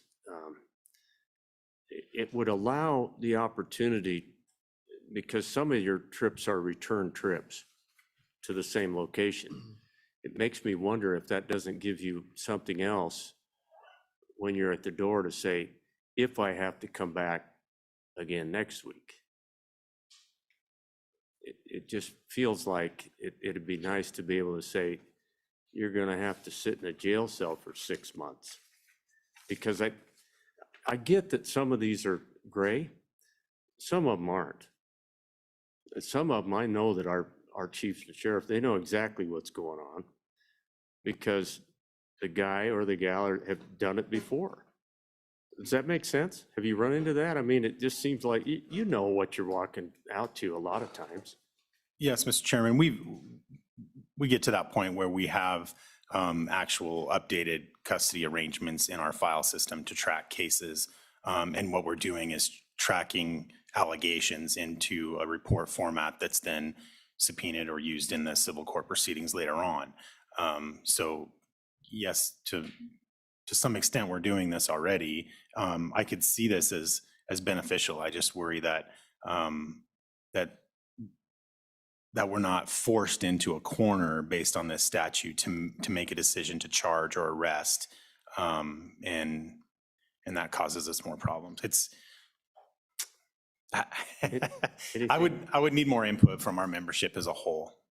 We get it. Thank you. Mr. Thompson, thanks. Thank you. Anything else, committee? Okay, appreciate you. Is there any other testimony on this bill? This is LSO 46, interference with parent-child contact. Any other testimony? Do we have anybody online? Okay, we're going to close testimony. Committee, what's your pleasure on this bill? Senator Case, do pass. Second by Senator Schuler. Discussion on interference. Mr. Chairman, I'd make it a 6-month misdemeanor. I think that takes us to page 2, line 15, subparagraph C. And in that language, I may need, Katie, that might come to you with whatever language we use on the misdemeanor, that we would want that to conform. Okay, and second by Representative Nemec. Any discussion on that one? Everybody understand? Can we wrap it all up into one, Mr. Chairman, and as a friendly, suggest that we allow for the affirmative defense in the statute right above, which is in 204? Does the second consider that friendly? Okay, so let's redefine that we're going to address the misdemeanor charge on lines 17 and 18. And we are also going to, Katie, ask that you pull in the Montana affirmative action, affirmative language. Oh, timeout. I think it was the existing affirmative defense from Wyoming, which is in this section immediately prior. My mistake. And then I have one other question for you on the Okay, penalty. Katie, go ahead. So it's currently at $500, and I'm looking at our statutes, and misdemeanors tend to be $750 to $1,000. So that may be something for the committee to consider. I guess we make it 1,000 to go along with the 6 months, but 6 months, 750 is the norm, is just the standard. perfect. That's exactly In what I my was head, thinking. I had 6 and 750. Okay. So my mistake, I misunderstood the friendly portion of the amendment. Can you restate that, Senator Case, just so we know what the amendment's doing? The affirmative defense that I read to the committee, Mr. Chairman, was not Montana statute. It was our own statute under the felonies section. And it's in 204. And I don't care whether we refer back or we repeat it, either way. But the idea is to include an affirmative defense. And I think that goes to the issue of willfully, actually. So. Okay, thank you for clarifying, Senator. And the second is good with that. Do we have any discussion on the amendment? All those in favor of that amendment, please say aye. Aye. Any opposed? No. That amendment has passed. We're back on this bill. Any further discussion? Senator Schuler. Thank you, Mr. Chairman. I've got to get rid of that frustration on number. I forgot two. she was frustrated, so. I would like to have frustrate be stricken, but up above there on line 10, if we want to just go after willfully prevents, get rid of the comma or obstructs, and then take out or and frustrates. So it would read, if the person willfully willfully prevents or obstructs the rights of another person. Do I have a second? Seconded by Senator Cooper. Is anybody frustrated with that amendment? All in favor of the amendment, please say aye. Aye. Any opposed? No. They're frustrating. The amendment passes nonetheless. We're back on the bill. Anything else, committee? Larissa, would you please take roll on 46, interference with parent-child contact? Senator Case? Aye. Senator Cooper? Aye. Senator Furphy? Senator Schuler? Aye. Representative Chestek? No. Representative Crago? Representative Haroldson? No. Representative Jennings?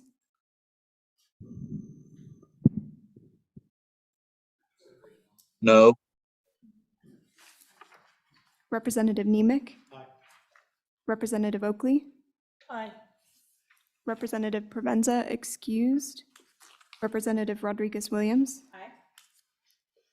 Co-Chairman Washit? No. Chairman Landon? Aye.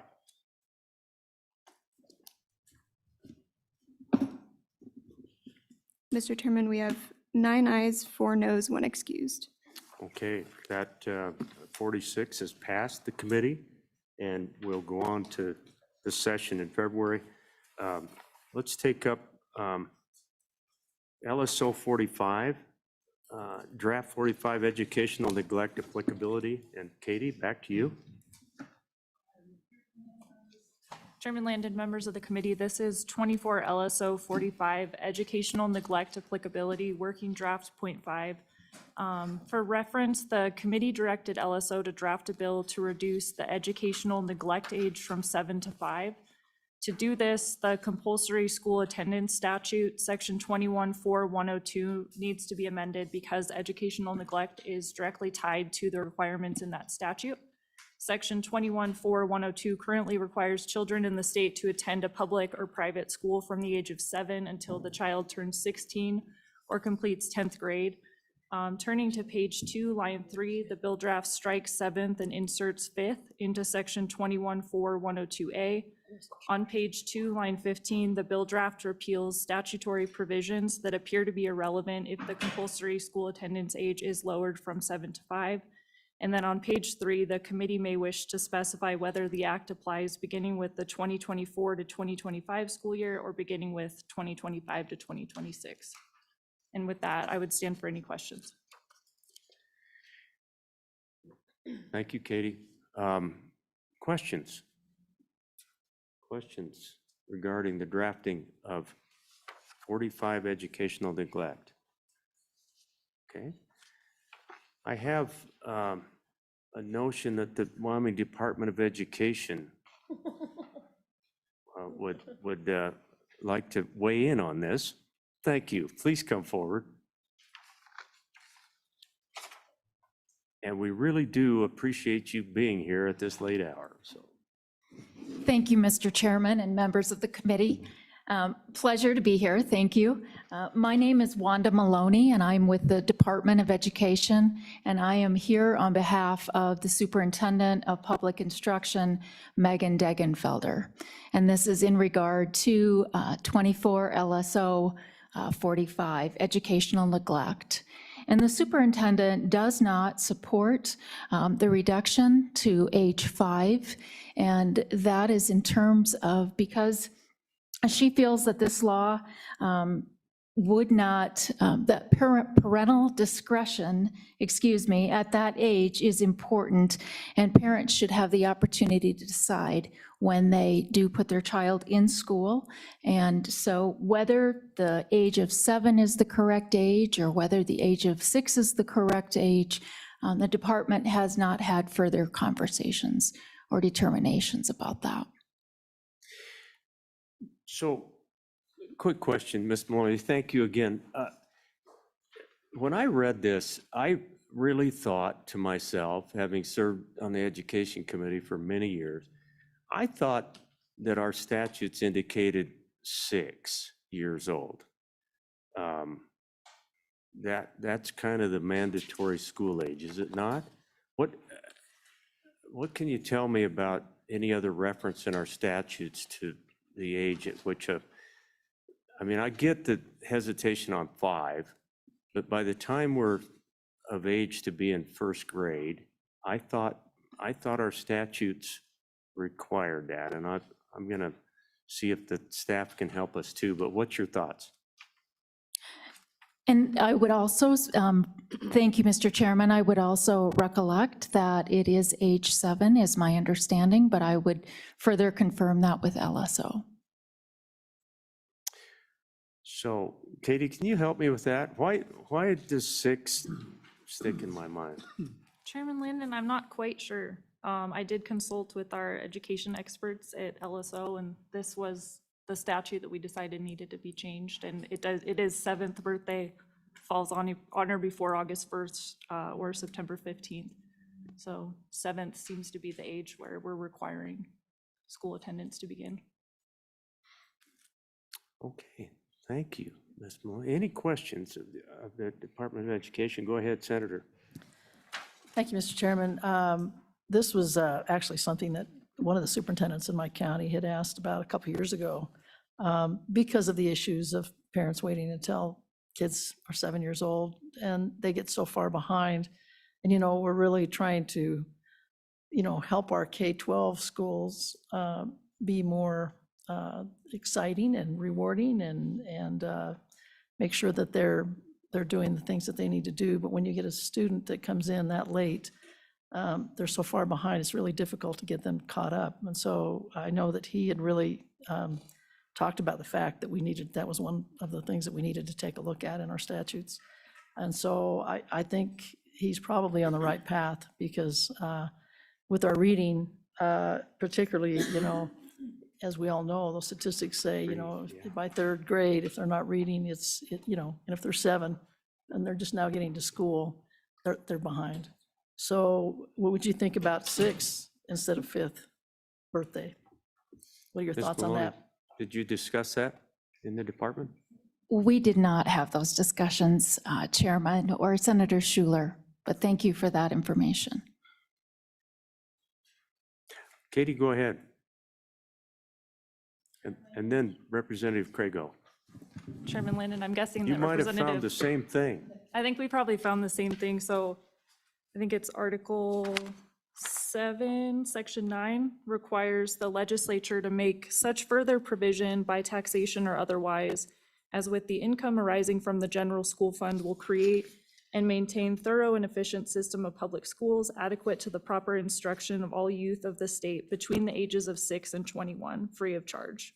And then there's some further provisions related to, and in view of such provisions so made, the legislature shall require that every child of sufficient physical and mental abilities shall attend a public school during the period between 6 and 18 years or for a time equivalent to 3 years unless educated by other means. It's a mouthful, but that's probably where you're thinking of the 6.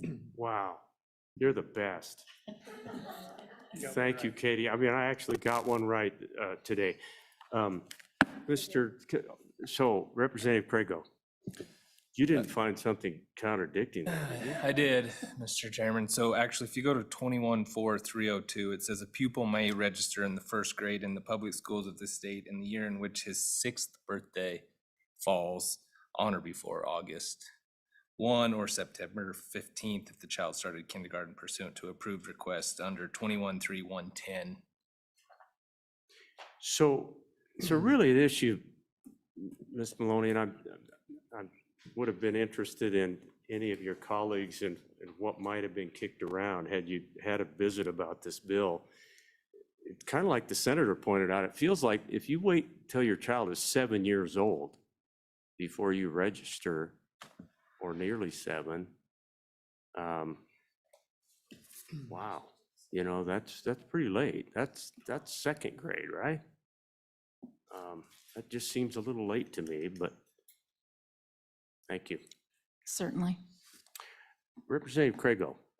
Mr. Chairman, I was just going to follow up. So as Katie was just, her and I were just visiting, I mean, that's one of the provisions that would be repealed, but that's where in your mind the 6 years old comes from. So there is reference to that in the statute, but that's not the requirement. So there are two different statutes. The one that LSO has prepared for us is the actual requirement. This one just has the may in there. So that's the different provisions within the statute, and they're not contradicting, but they're confusing. Yeah. Go ahead, Representative Harrelson. Thank you, Mr. Chairman. So a question, do we have an idea of the number of students that are being pushed out into the 7-year-old realm? I mean, do we have a percentage or an idea? Is this 20 students in the state? Is this 2,000 students in the state? What, do we have an idea? Because at least in my opinion, I mean, 5-year-olds are always in kindergarten. But at the same time, I agree, parental rights state, I mean, little Jimmy's not quite ready. We're gonna let him hold off for a little while for whatever reason. Do we have an idea what that is? Is this something that's being very much utilized, or is this something that's pretty underutilized? Mr. Chairman and Representative Harrelson, I do not have that data. I'm not sure that the department does collect that information. That would be something we would have to reach out to the districts to get that information from. Mr. Co-Chairman. Thank you, Mr. Chairman. Ms. Maloney, was the Department of Education sitting around last year going, boy, I sure hope House and Senate Judiciary take up school attendance ages this summer? I don't remember that discussion, and so I'm just wondering, is there any real, because this topic came to us in the context of a custody dispute. And so I just want to remind everybody how we got on this track. And so is this a priority for the Department of Education that this age of attendance be changed, is what I'm getting at. Ms. Maloney?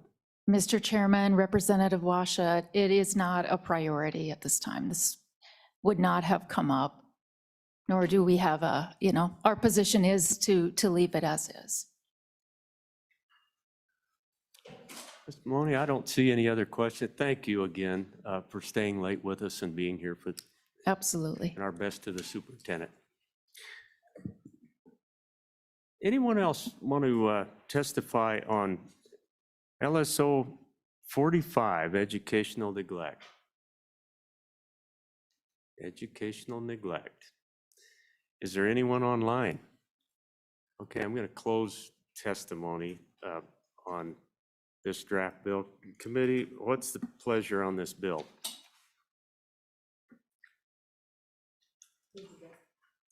Senator Schuler moved it. Do I have a second? Do I have a second? That bill dies for lack of a second.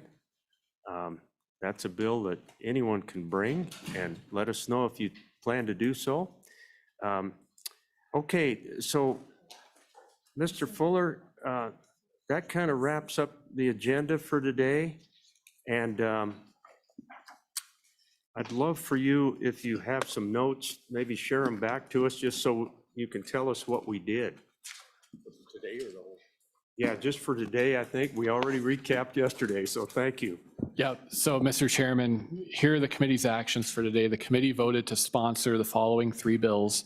24 LSO 54, the Bill on Controlled Substance Amendments, 24 LSO 44, the Uniform Child Abduction Prevention Act, and 24 LSO 46, the Interference with Parent-Child Contact. The committee took no action on 24 LSO 55, the Delta 8 bill, 24 LSO 129, which was the hemp bill, and now 24 LSO 45, the educational neglect bill. The committee requested three new bill drafts. One that would kind of bring together the discussion on the Delta 8 issue and the hemp statutes.